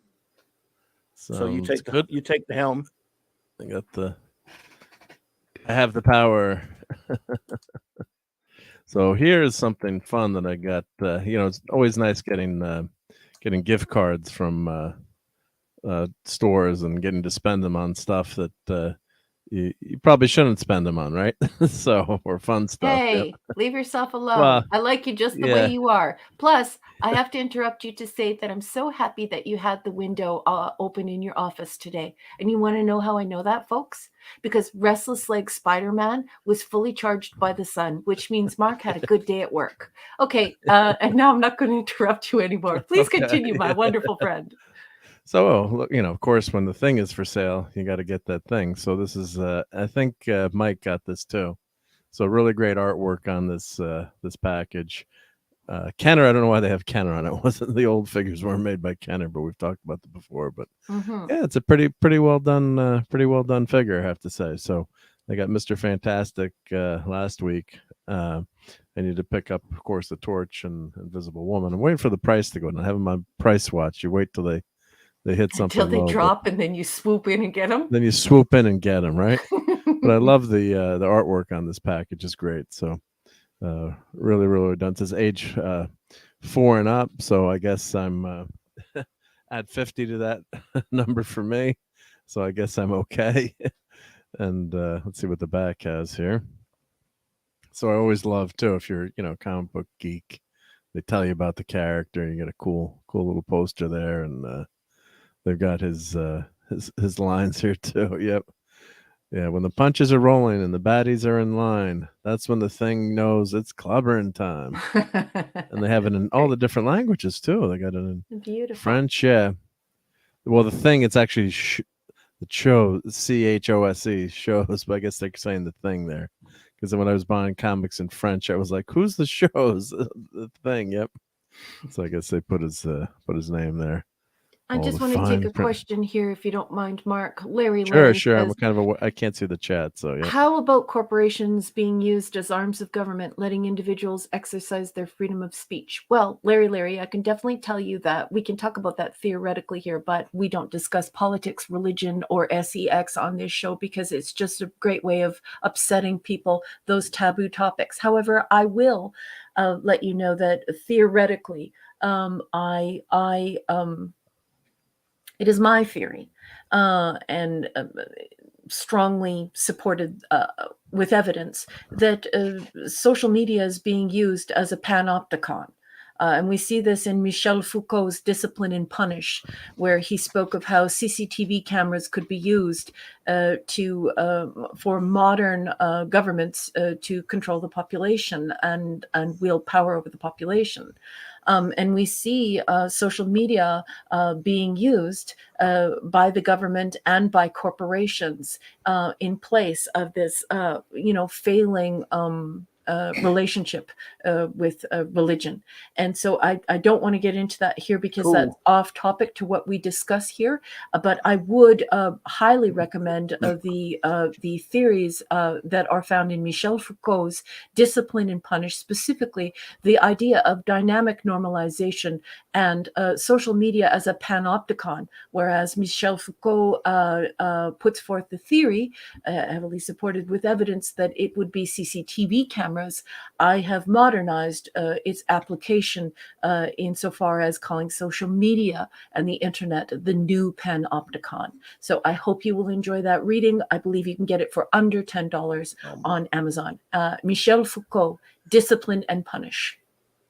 Captain Infinity and Beyond. Good to see you, buddy. And Tony Stark. Hey there, my friends. Good to see you both. Everyone. Welcome. Thank you. Good to see you, as always. Pod Racing Palpatine. Hello, my friend. Good to see you. And the nice thing about these figures too is the thing is actually bigger. Thankfully, sometimes they make the thing a little bit too skinny, he's actually looks like he's a little bit taller than. Yeah, I won't be getting mine for a few months because a buddy of mine picked me one up, but I won't see him till the next con we all get together at. But you got one coming your way, right? Nice. One's reserved for me. I don't usually like the white stripe outfits. I know, yeah, you don't like but them, they kind of grow on me now, considering how many bad ones get. That is a really nice box. Yeah, they're looking good. Yeah, I got to get the torch down, Invisible Woman, but they're a little high price, so I'm gonna wait till they drop drop in price. And then I've been doing showing these little wind up toys lately, so. I just did a torch one tonight, but here we'll start with the greatest one of all. So you guys might have seen these, but oh, Larry, don't feel bad, honey. I love your questions, and I love that you brought that up. The Hulk. Oh yeah, Larry, appreciate you, man. That's for sure. Yeah. Now we could have him fighting the Hulk. Why does it look like the Hulk is trying to grab someone's boobs? Hulk's looking, he's trying to Harlan Ellison. He was hanging out with Harlan Ellison. Yeah, I knew it. Look at that. That's Harlan Ellison Hulk. I mean, the Hulk is broken. I tried to fix him, but his spring is sprung. Well, thing can bust him up then. We'll fix him. Busting him up. I tried, but I got to get a new spring or a new mechanism. The spring doesn't work anymore. He got too much gamma radiation. I'll do the thing. Are you saying that the spring has sprung? Yep, on the Hulk. Yep. I mean, how cool is that? Everyone should have one of these in their house. Get that, man. Adorable. Comic book store. Told me. Or as Bill Shatner would say, adorbs. 2004. Oh wow. I looked it up. Dang it. Like when I did the video. So here's Spidey. I had to fix them. They were a little stuck, but little grease got them going. A little WD-40. Oh, my goodness. That's a little naughty. I'm going to avert my eyes. What is Spidey doing to the floor? He's wall climbing. That is not what that looks like, Mark. Oh boy, hey, I'm an innocent kid. That's wall climbing. Damn it. Yes. Works for me. And he lasts all of 30 seconds too, so to speak. Oh boy. So let's get to the torch. The torch is the cool. Well, there you go. DJ Rowdy G says, "Oh, I call it climbing too." Well, if you film it a certain way, you can make it look like it's walking. The torch looks that's fantastic. It's cute. I love that. Even though they're silly looking, of course, they're silly looking. How cool is that guy, right? One more time. Can't have just He's gonna knock the Gorn over. Oh, Michael Beacom Michael has to Beacom. leave, and he's got a gift for you, boss. I got it. Michael Beacom, thank you so much for that. I appreciate you. Seriously. Got a call tonight. Congratulations on 500 YouTube shows. Be seeing you. Be seeing Appreciate you. you so much, Michael Beacom. Thank you, sir. It's always an honor. Thanks for all your input, and we appreciate you. Yeah. Zax. Well, thank you, Zax. For the call. Zax. What's up, Zax? Can you see you Hulk villain? Oh, there you go. So my Human Torch only got 4 views, so I'm gonna put the link in. So That's dang shame. after the show, people You were can getting watch so it many after. views on those things. I guess. Yeah, but no, the Fantastic Four hasn't been getting the love. I don't know. You know, Spider-Man gets Never more get the love love. than. It's just not right. So let me put that in the Not chat. good at all, man. So after the show, or watch it, open a new tab or whatever. Yeah, don't leave our show here. But yeah, no, of course not. But we got to get more than 4 views for the Torch. I mean, Well, this is a magnificent display of wind-ups. What will we call this? So if a bunch of crows is called a murder of crows, and a bunch of cats is called what? A clouder? Is it a clouder of cats? Clouder, yeah. And cows, it's a herd. What would we call these little wind-up toys? I don't know. We got some in the chat. Wind-up toys. No. Thought. All right, Pleasant Valley. Welcome. Pleasant Valley, have a good one. Hey, Tiger Stripes. Tiger Stripes. Good to see you, my dear. Thank you.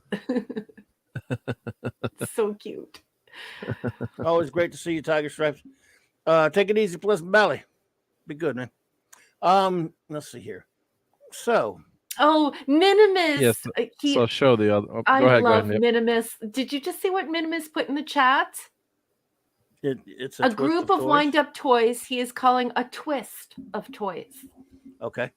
Minimus. That works for you. You're the grammar police, linguist. Not us. It's very cute. I love it. What are you doing now? Oh, Tiger Stripes says a here's wonder the original of wind-ups. I'll just show you because I don't know where my packaging. So they also had, if anyone's looking for I'm trying to enable on Fleabay, but there was a Wolverine, there's Hulk, there was the How Beast. much is that little Clobby? Click on the little Clobby on Fleabay. Lisa, you didn't have to do that. Yep.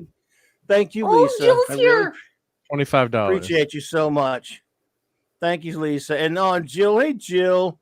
Oh, you didn't have to do that, Jill. Thank you so much. Very, very kind. Appreciate you. Thank you, Pleasant Valley.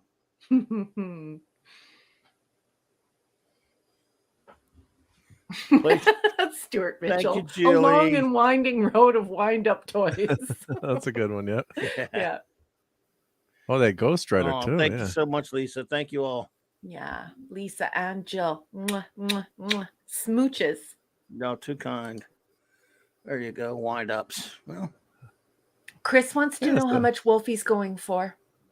Wolverine, let's see, $10, $15. Yep. That's not bad. Everything Clubby likes is so expensive. Well, this is the kind of thing, if you want to get it on eBay, you just put it in the search and you just wait it probably should be $15 to $20 probably.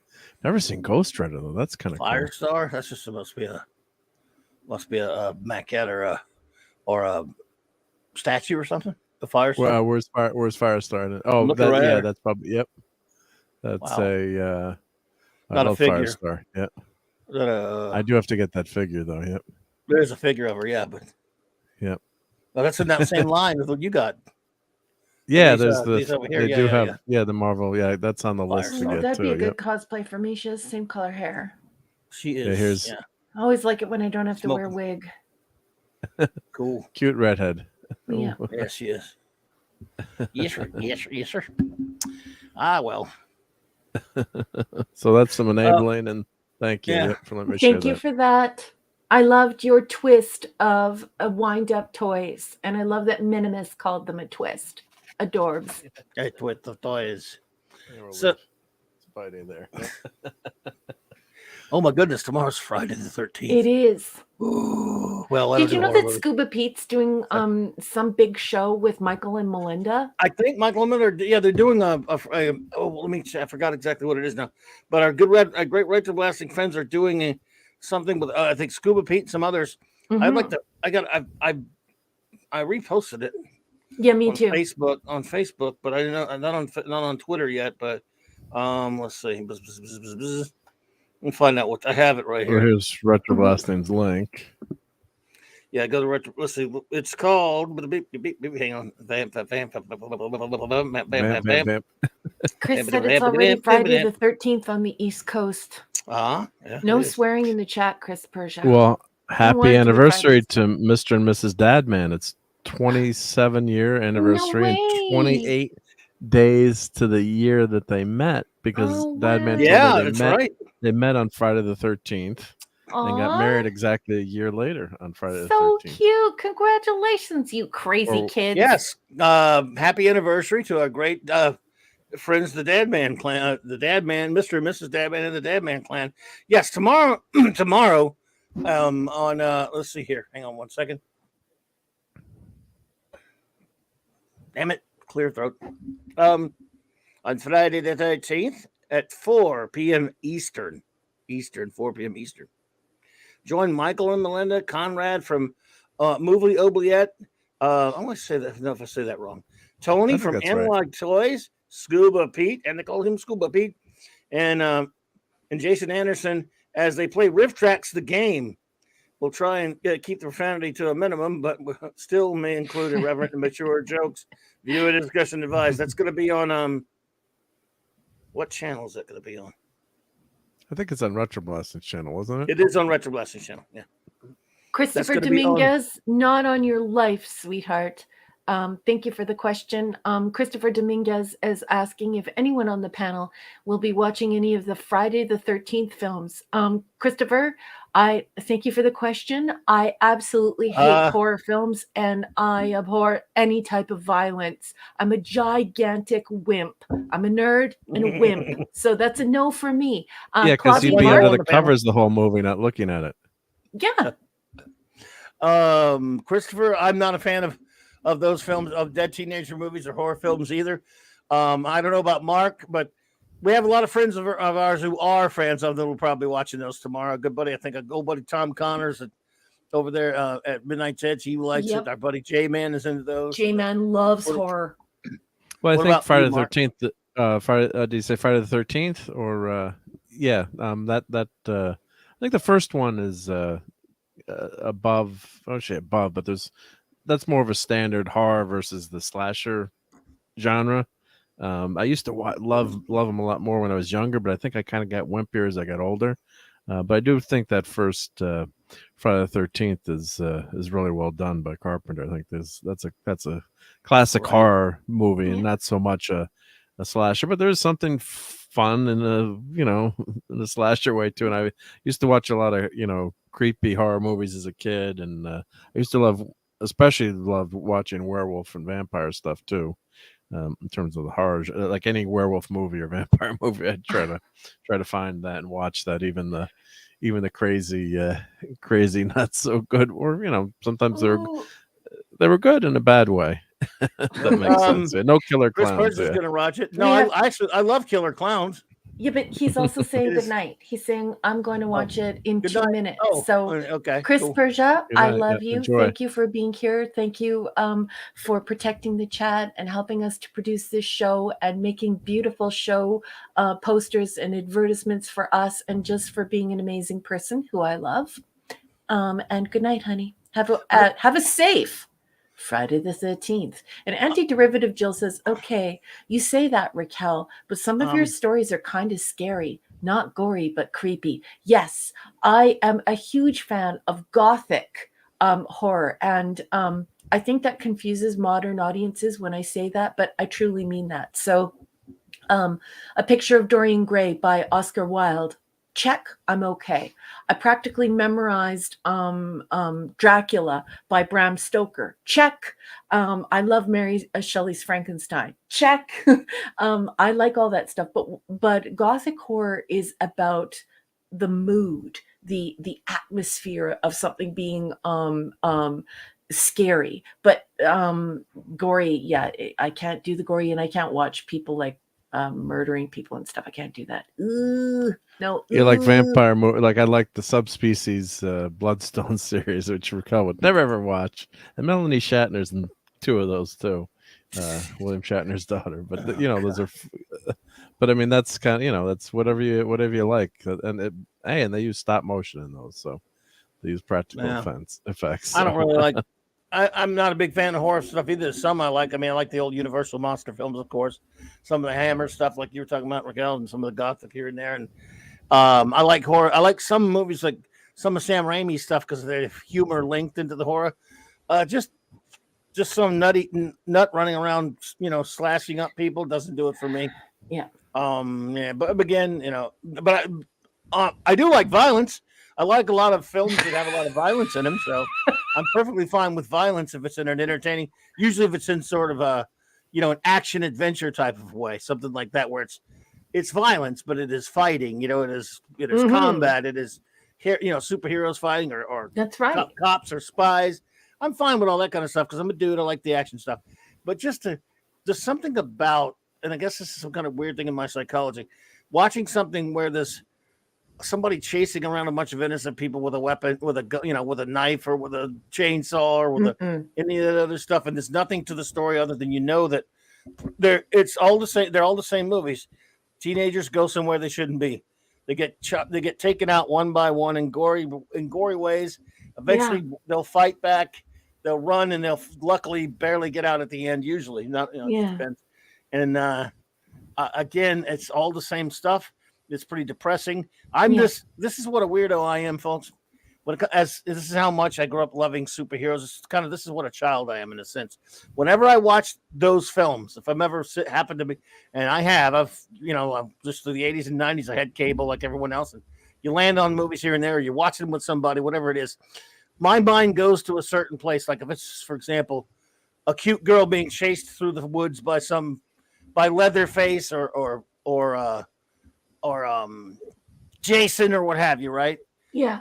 I think of they run around the corner, boom, and all of a sudden, boom, Batman shows up and kicks his ass. Superman's flying by, and here's what's going on. Or they turn the corner, and there's Arnold Schwarzenegger.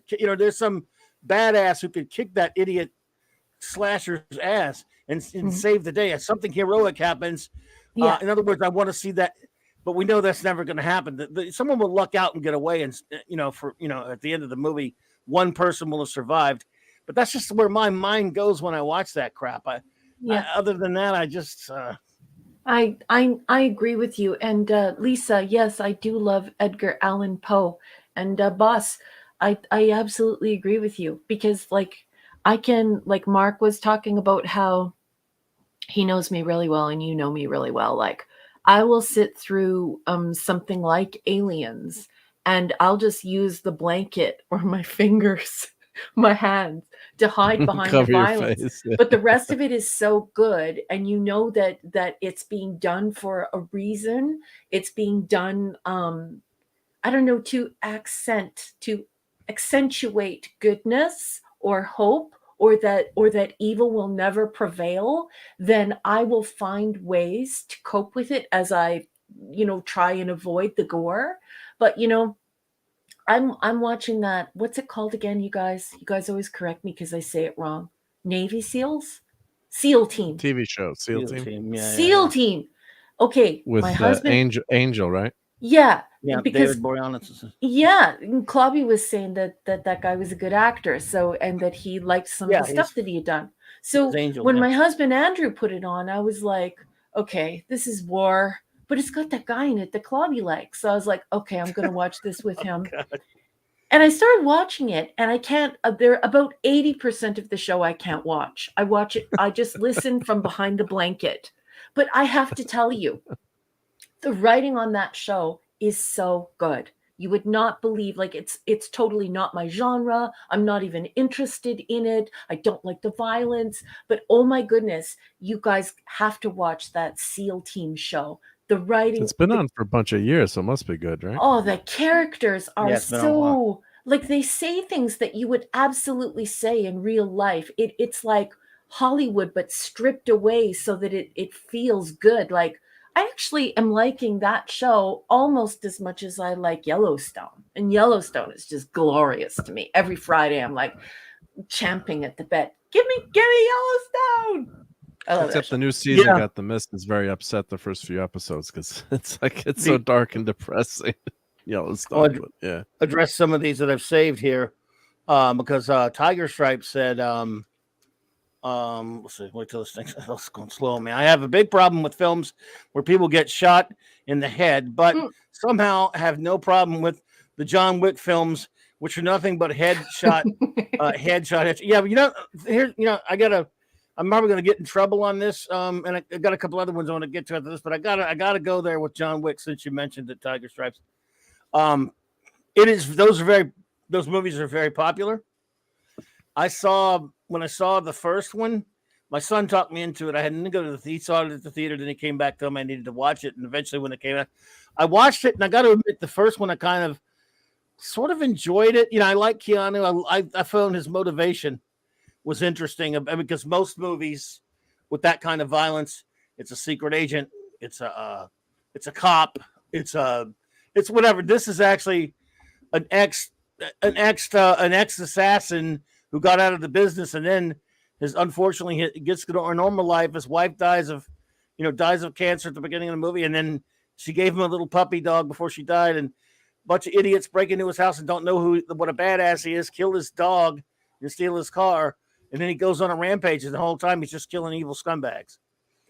And it's like watching a video game, but it was fairly entertaining. I liked it a lot. Yeah, I liked the first movie. It was like Don't watching kill anyone's dog. The second movie, yeah, I mean, you better watch whose dog you kill. And then one of the best lines in the movie, is when they find out who he is, like the father, it's the son. The father finds out who it was. He killed, he killed John like, Wick's dog and stole John Wick's car. He's like, oh, oops. And because who is he? Who's this John Wick? He's the boogeyman. I liked the first one. It's got a charm to it. The second movie, I kind of liked it too. Again, you keep into your mind that there's no cops in this universe, or to speak of. There are no feds. There's just a criminal underworld that has this real crazy world he went into, and it's kind of fun to watch. But again, it's just, after halfway through, you're like, I get it. One thing I don't understand about the psychology of this movie is, if I'm one of these guys and I go after, I'm sending after John Wick, and I see the first 400 get slaughtered by him, I'm gonna be like, I don't really need this job that bad, guys. I don't. I mean, they just keep going after him, and they know they're gonna get slaughtered. It's like watching a video game. I'm like, what? I don't think I have much of a shot against this guy. He is the star of the movie. I'm going to be dead. So no, still, actually the second movie is pretty entertaining. But then I went to the theater to see the third one. The third movie just lost me. I'm like, okay, I get it. It's always going to be the same thing. He's not a good guy. Think about it. He's overreacting he's so overreacting in a sense. And I mean, other people really love these movies. Now they're doing a fourth one, and I got to tell you, I have no interest in the fourth one. Third one, again, I kind of wore out its welcome with me. I think they were mildly humorous, but it is really like watching somebody. It's like sitting on someone's couch watching them play a video game. Well, it became its own subgenre almost, in terms of the first movie was more of a Charles Bronson, revenge type movie. And then when they had the Society of Secret Assassins, I'm forgetting what they called it, in the house where there was sanctuary, and then they kind of went off the rails, or some people loved it, where they create this whole ethos that, is below society and doesn't have to play by anyone's rules, except they have their own rules, and the coin, and it's basically, suspend all disbelief. Third movie just watch Canoe, and he trains incredibly well. There's some videos I've watched. I love Keanu. He's a cool dude. He's great, but he takes it really seriously. And I've got some friends who are very into that kind of stuff, and you watch how he trains, and he actually knows how to handle the weapons, at least, and and works really hard. They were showing him how he was able to shoot that shotgun and actually do those stunts, but they're stunts. So it's kind of the movie where you have 3 beers and you enjoy it, and you don't take it that seriously. This is 3 movies. Yeah, well, it And makes I- money, I so could they never keep watch making this them. stuff. I love a John McClane and a Martin Riggs and I gotta be after a while I've got to be invested in the character. And the fact is John Wick is the best he's better than all these guys, but he's not a good person. There's nothing good about him, nothing to root forward to. And that's something I kind of need in a movie. I mean, the first time I let it go because I'm like, it's kind of interesting that his motivation is simply these guys killed my dog. You don't do, That's and he goes beautiful. after him. It was kind of fun. It was kind of, and then after that, I'm like the secret society underground stuff in the second movie about all these underworld stuff. And again, some of that was kind of interesting. The third movie, it got just, okay, I've seen it all now from both of the first two. I don't really care anymore. He's trying to get his life back, I guess, but he's not good. Nobody. No, I thought Nobody was the intelligent version of John Wick. Nobody is a movie with Bob Odenkirk with almost the same basic premise as John Wick, and I think it's better. It's John Wick with the brain. I'm not calling movie called Nobody. Like, isn't he pushing the envelope here a little bit? I don't watch any of this crap because I consider it crap. What's that? But Nemo means nobody. So, like, how many times is Keanu Reeves going to use the name Nobody? And we need to say to Tony I'm Stark. talking about a movie called I'm talking about a movie called Nobody. Oh, a movie called It Nobody. came out Okay. last Tony year. Stark has to leave. He says a good night to the chat, everyone. So if you're speaking with Tony Stark, he is going to go into lurk mode. He's not ignoring you. He's headed to bed. No, that's good. Thank you for joining us, Tony. Tony Stark. Good to see you, buddy. Nobody is a movie with Bob Odenkirk, which has a very, very, very similar idea and concept to John Wick, and yet it's so well done. It was. I mean, I did not feel like I was watching something vapid and empty, even though. Whereas as much fun as John Wick can be, it's kind of that. But there's another movie I wanted to talk about before you. Well, that someone mentioned. Yeah, that someone Lisa, mentioned in here. Yeah, well, I enabled Lisa to, and thanks to your Muslim uncle who told me about the Hallmark sale. So, that Hallmark has a ton of ornaments for really cheap right now. So, they've got. I know this is. So, we've show. I think we did it on my show or your show the other night, but the other night, yeah. But we didn't do it on. Did we do it on the Clubhouse? I can remember that far. But no, we did it on your show. Yeah. Or mine. So maybe yours. But head to Hallmark.com. They've got the Amazing Spider-Man. That's a cool one. I love the guitar. And then of course they've got Luke. They've got these ornaments that are normally like $30 for $9. That's a great price. So they've got Sulu, Enabler, Lisa. They've got Scotty, and they've got the Shat. Have to get in the chamber. Cute. Where's the captain? Well, I'm so tempted. Kirk. If they had Spock, I'd probably have to get Kirk and Spock. Yeah, and I think if you buy a bunch together, and of course Nick got the Undertaker, and they've all the genre ornaments, and Crypto was the other one I really liked too. Oh man, I'd love to get that. Isn't that cool? Wow. Yeah. Oh, wow. And for $5, it's it's a great price. Yeah. You always get that after Black Adam. We don't care about, and then let's see if there's anything else good on the other page. I don't think so. I think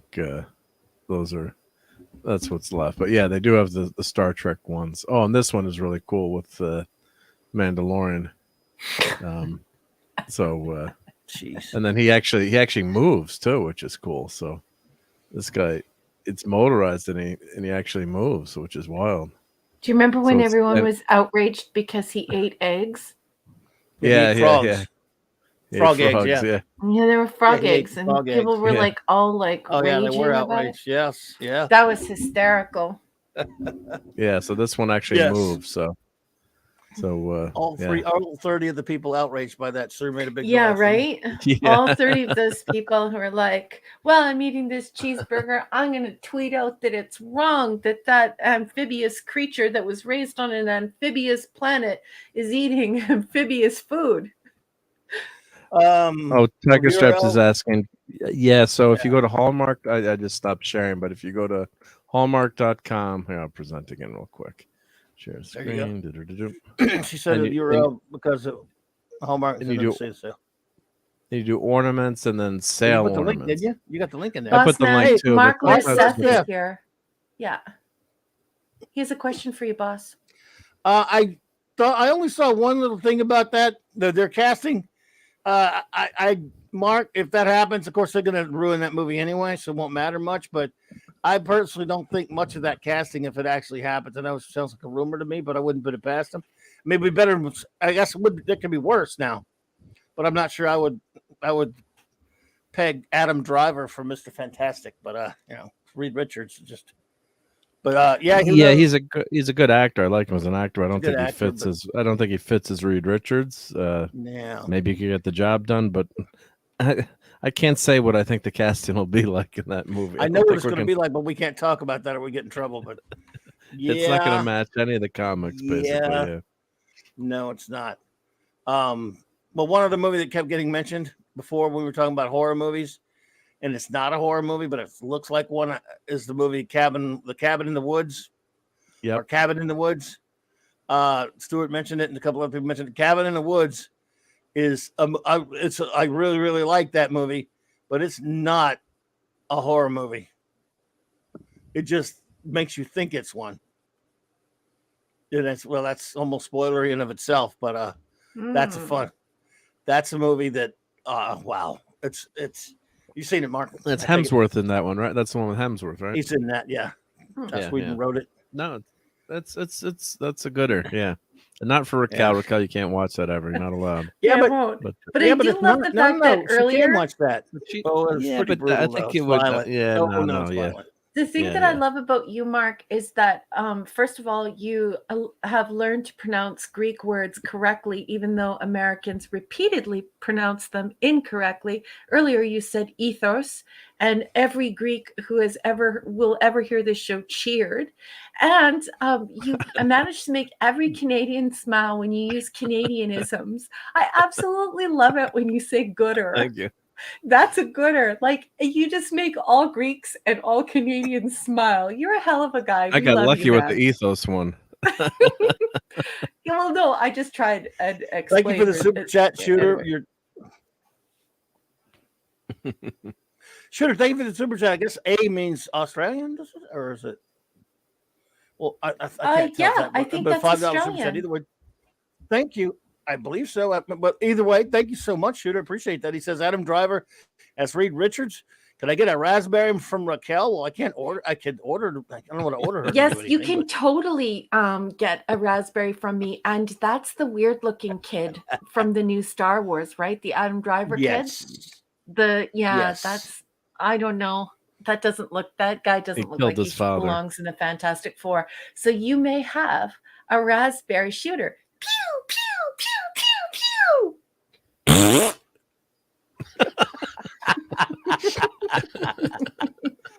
Oh, shite. I love it. pew. Oh, Lisa, my goodness. Gyro.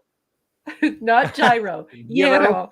And Hugger Gyro. Boy. You like one of them gyro Pathos. sandwiches? Yeah, and I went to a restaurant and I asked for a hero, and then they laughed at me. Don't worry about them laughing about What? you or at you, because they're nincompoops. They have no idea what they're selling. And I can definitely tell you this as a person who lived as an assimilated Greek with Greek nationals.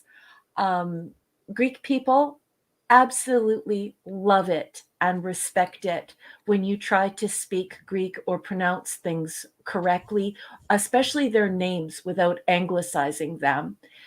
It is so ingrained in the culture to be appreciative of people trying that it wouldn't even matter if you completely messed it up.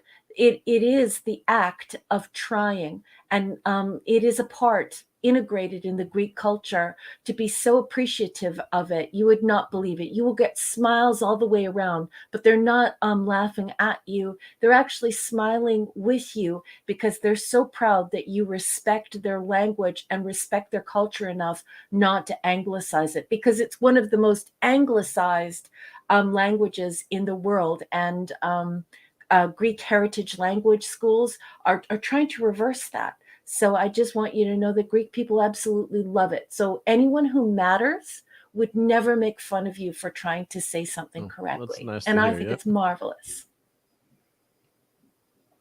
Thank you. Let's see here. Well, there you go.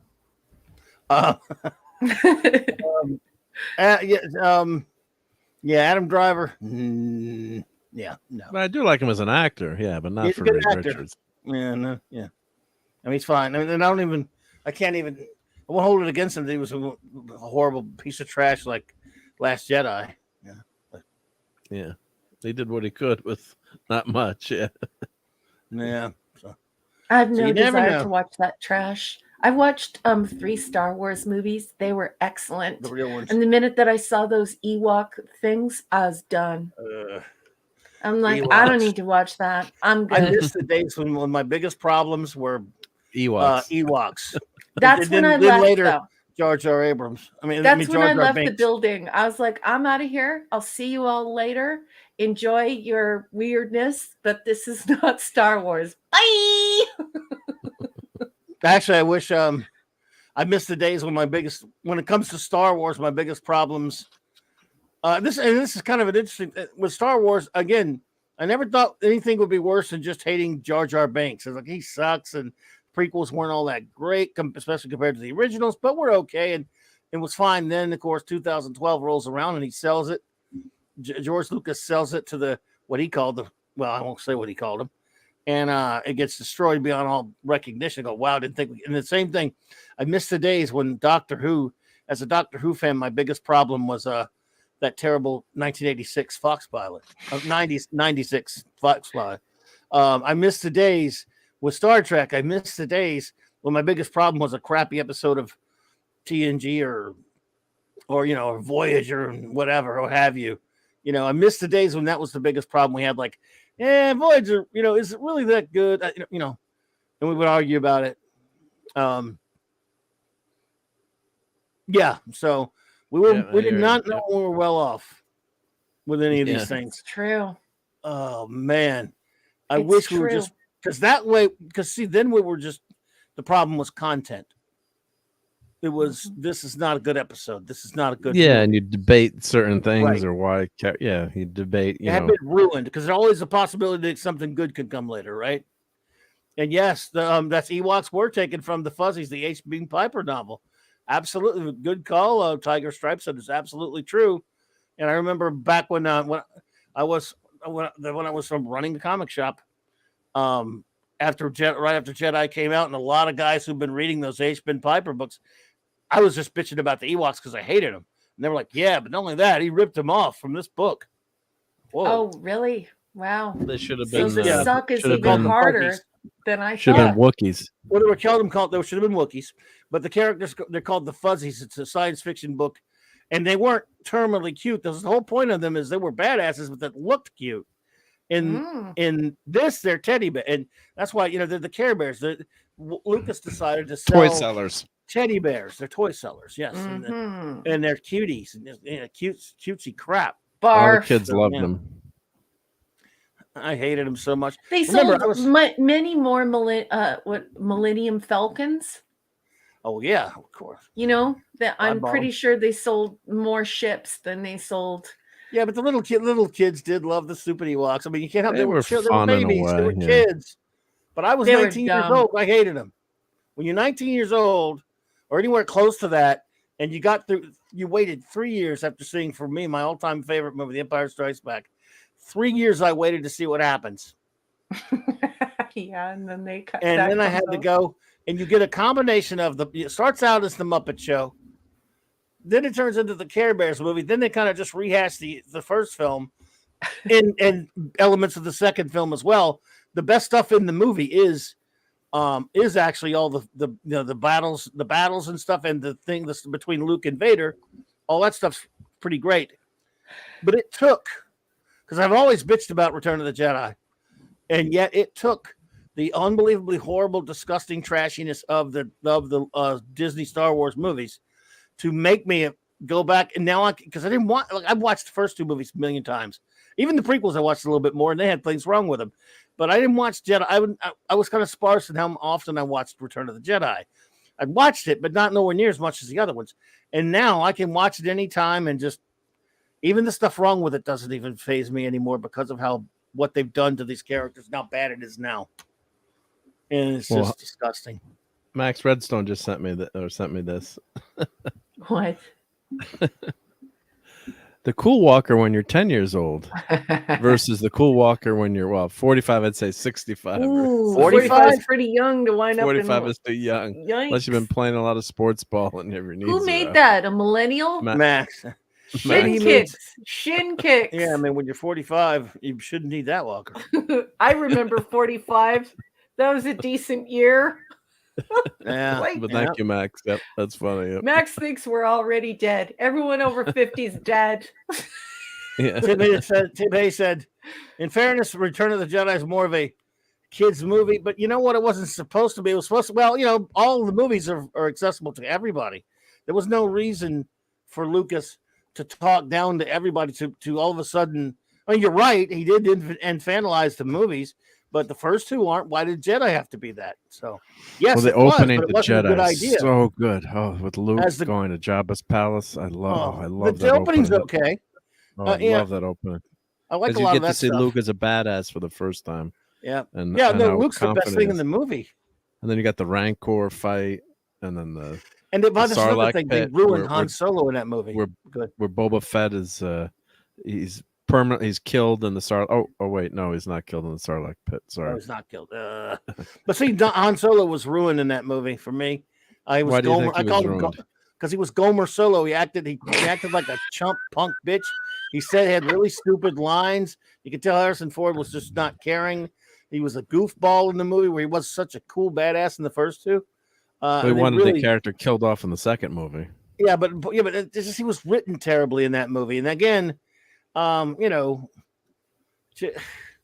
George Lucas. Again, my great friend Michael French taught me a long time ago that Gary Kurtz leaving and not being involved with Return of the Jedi is why the movie is inferior. Yeah, it's just that simple. It really is. I still love it. You can love it. I'm gonna allow you to love it, but you know, I guess I'll like it. I know you're joking.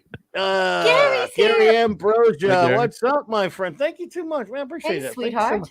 You're too kind. Thank you so much, buddy. He says, lucky number 500. Yes, sir. It's 500 on YouTube and it's 1,200 overall. So that's amazing. This is really my 1,200th show. And I'm sure Raquel has got a whip and knows how to use it. Clobber on. She does. She is Catwoman. We should see the new whip that's coming out for Indiana Jones. The Retroblasting just had a video today showing the new Hasbro whip. The new Hasbro whip. Gotta watch that. It was so bad. The whip that they're it looked more like it was more like one of those party favors you blow into, and and he's like, it's just like a real whip. So then Michael goes into the backyard and is using his whip and showing that's a real whip. Yeah, he's got the real deal whip there. Tiger Stripes, yes. I've been on YouTube for 2.5 years. Well, I moved over here after 11 years and 700 episodes on something called Blog Talk Radio, very primitive thingy. And so since I've been to YouTube, I'm now up to, like I say, 1,200 episodes overall, but 500 YouTube streams. So, yeah. And I guess that's a good bit of streaming, isn't it? Mm-hmm. Yep. You've crossed the streams. From Blog Talk Radio over to YouTube. Yep. As long as you don't get a knee on your leg when you cross the streams, you're okay. Yeah, when it comes to Blog Talk Radio, there are only a few things I miss about it. You're bored. You miss your board, that's for sure. Your soundboard. I miss my soundboard. My God, I could play everything. I got on my sound bites and I could play all the music. They didn't care. I mean, you could have got in trouble for playing the music, but no one policed it. No one gave a crap, and I just did it anyway. It's not like they could demonetize you because you weren't monetized in the first place. So it didn't matter. I mean, some people had deals where they had a thing called revenue sharing on there. You could make deals with sponsors and stuff, but it wasn't like, but I didn't bother. I just did it as a hobby, but it was fun. So, but yeah, I can't believe we're doing this for over 13.5 years now. Weird. I think you had, I just posted a link to some. I think at one point I'd listened to one of was it your last show there on Blog Talk Radio or yeah. And, I did. Yeah, had some friends on. We did our Yeah. show 700, I believe. I don't know. I don't like going back and listening to those old ones. Of course, I don't listen to these either. It was fun though. Yeah, it was We fun. had a good time, if I remember right. I was networking with a friend of mine at that time. We shared a network because it wasn't, we shared the expense for what we paid to be on there. It wasn't. Yeah. It's more than this. Real Wade Nation, hey there. Hello, hello. And you had an episode from 12 years ago, Thursday special event, 2010, the death of Star Trek. Yep. Oh yeah. The date they'll live in yeah. Star Trek, May 8th, 1 year anniversary of the death of Star Trek. Oh wow, that was it April? Did you say? Yeah, it's a May. 12 years ago. May, Let's see. I think my first show was April something, early April 2009. I forget the damn. A lot of the shows have been taken. I mean, most of them. There's a whole chunk that we lost because I was networking with someone else who had the codes. But then, like from around 2011 or so, for a big chunk of they're gone. But they're embarrassing anyway. That show's terrible. I don't want anybody. What are you doing? Oh, so Gary's got a member chat. Yay. Oh, so member chats don't come over to. Yeah, it doesn't show member chats. So thanks. It says I walked a mile for this. Was it for this stone? For the stone, yep. Oh, for the stone. Which stone would that be? Thank you so much for the member chat there, Gary Ambrosia. I am just honored to have you pop in, sir. I'd love to have you hang out one of these days with me on here. Love to you all. Love to you as well. And your beautiful wife. You guys are such a nice couple. You guys are such good people. Yes, indeed. I'd love to have you on one of these nights, man, to hang out with me and talk on one of these. But I know you're a busy man, but it'd be cool to have you hang out with me one of these days. Your invite is open. Oh God! Since this is 12 years ago, let's see. Tonight we take those old shows. Embarrassing me. Go ahead. This is great. This is great. You're gonna get killed, Mark. This is You're great gonna get cover. killed. This is great cover. Here, I got to show. Oh, you're not going to show it, are you? No, you can't see anything. I'm just going to show the text is fantastic here. What you wrote. So okay, go ahead. Here we go. This is fun. So we're looking at some old Clobbering Time. Back when it was called Clobbering Time. Yeah. So here's the So I don't know if you want to read it, but I can't even see it. Yeah, I'll zoom in a little bit. Yeah. Oh. Let me zoom in. Let's see here. I can barely see it. CT theme show.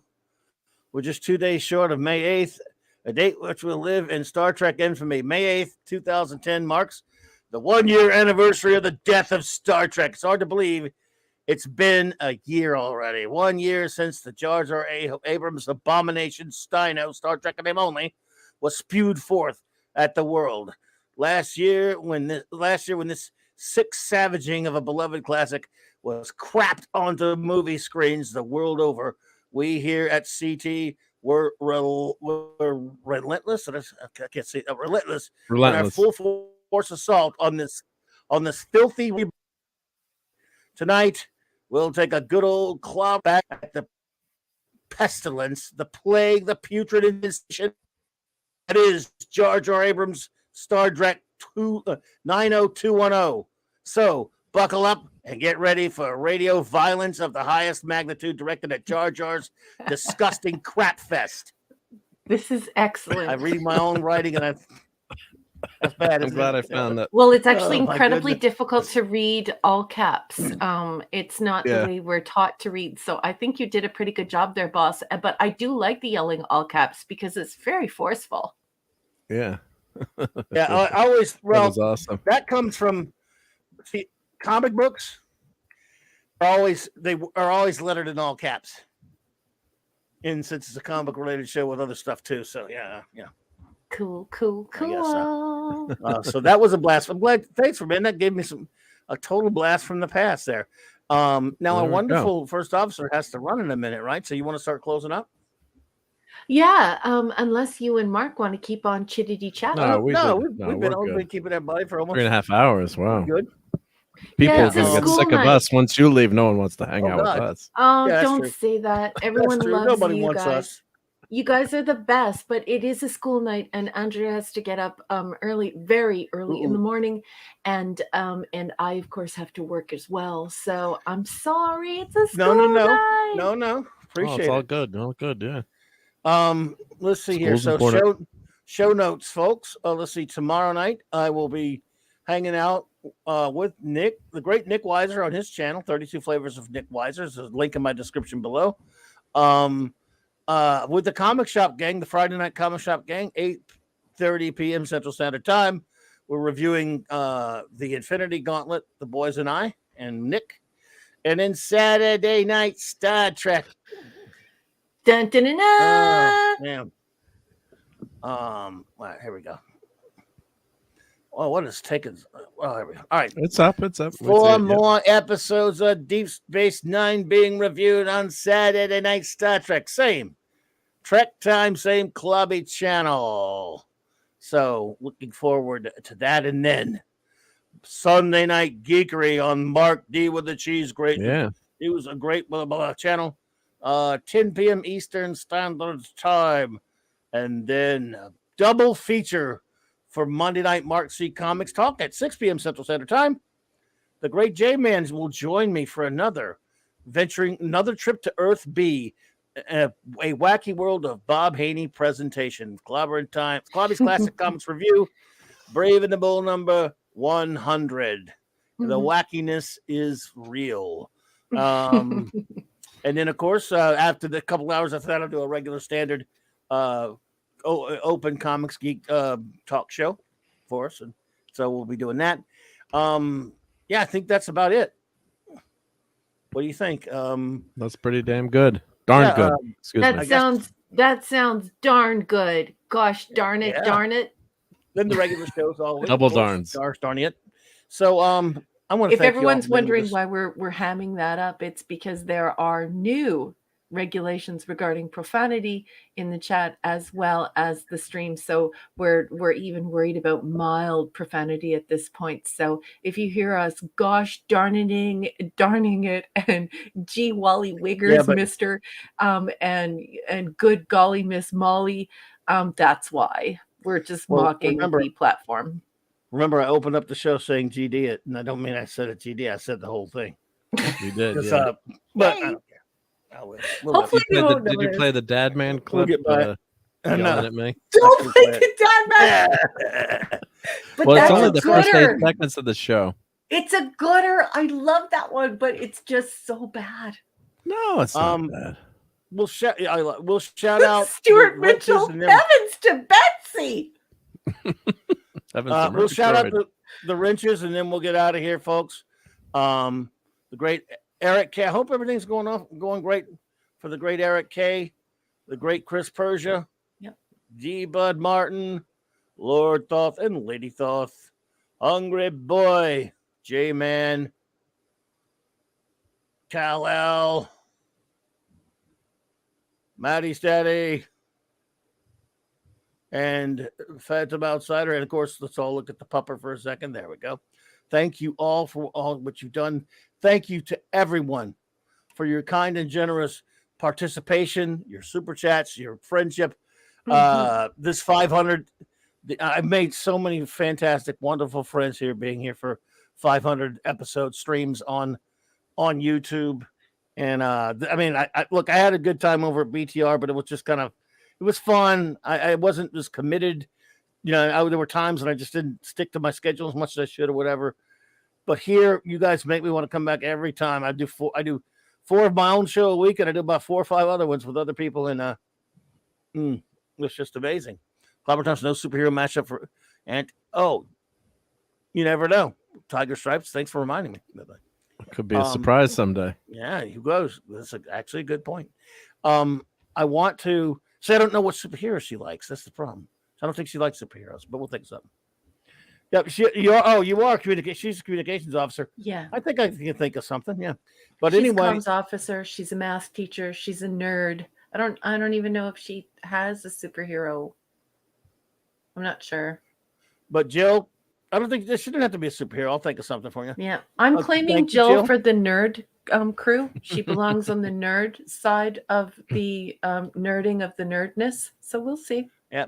Well, Mark D and you, Raquel, both have wrenches, and I don't have one of them for you guys either That's because you're okay. here. That's You're part of the crew, like Jill's part of the crew. That's right. But yeah, so and that's again, nobody's being left out. You know. No, What's that? we would never do that. Hey, Mr. Angel. Congrats again and good night. Yay! Good night, sir. Thank you so much, Mr. Chef! Angel. Hope you're doing Jill good. is a superhero, though, that's for sure. She is. So, thank you all, everybody, for being here tonight. Much love to you all. I don't know what to say, but thank you for helping me celebrate number 500 and number 1200. Everyone have an extraordinary remainder of your evening and weekend and week, and have a great weekend. And congratulations, Mike, on behalf of Thank Raquel you. and I. Many more. And, we don't want Thanks. to make you blush, but we all appreciate you bringing us together. And you're a great guy, and you deserve a zillion more episodes. So much appreciated. And sometimes you got to take the compliments. I know you hate taking the compliments, but yeah, so try to. I'm trying. And now we have to go do 500 push-ups according to Claude. So thank you, Tony. Thank you, everybody. Thank you all so much. Tiger Stripes. Just all of you have been fantastic. I'd name you all, but I don't have it all in front of me because my stupid StreamYards is messed up. So I shouted everyone out when they came in, and you know I have nothing but love for all of you. Ooh, so. Tiger Stripes. You don't think nerds are smart? Well, that's some unique thinking. Okay. Let's see. Jill's too smart to be a nerd. No. Well, we're not going to start that now. Yeah, let's not start that now. On the definition. Thank you, Tiger. Jeez. Anyway, let's see, where were I? Oh, I'll have to switch back over. All right, everybody. Good night, and have a wonderful remainder of your week and weekend. And take care.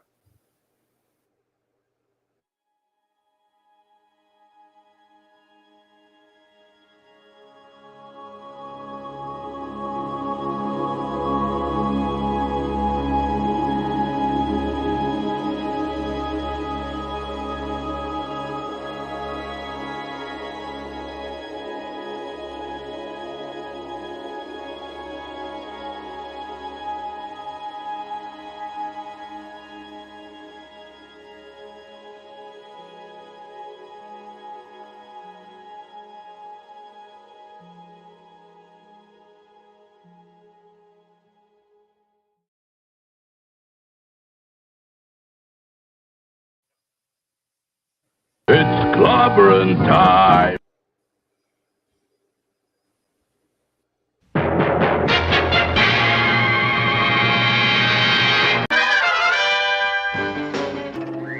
Atomic batteries to power. Turbines to speed. Roger. Ready to move out.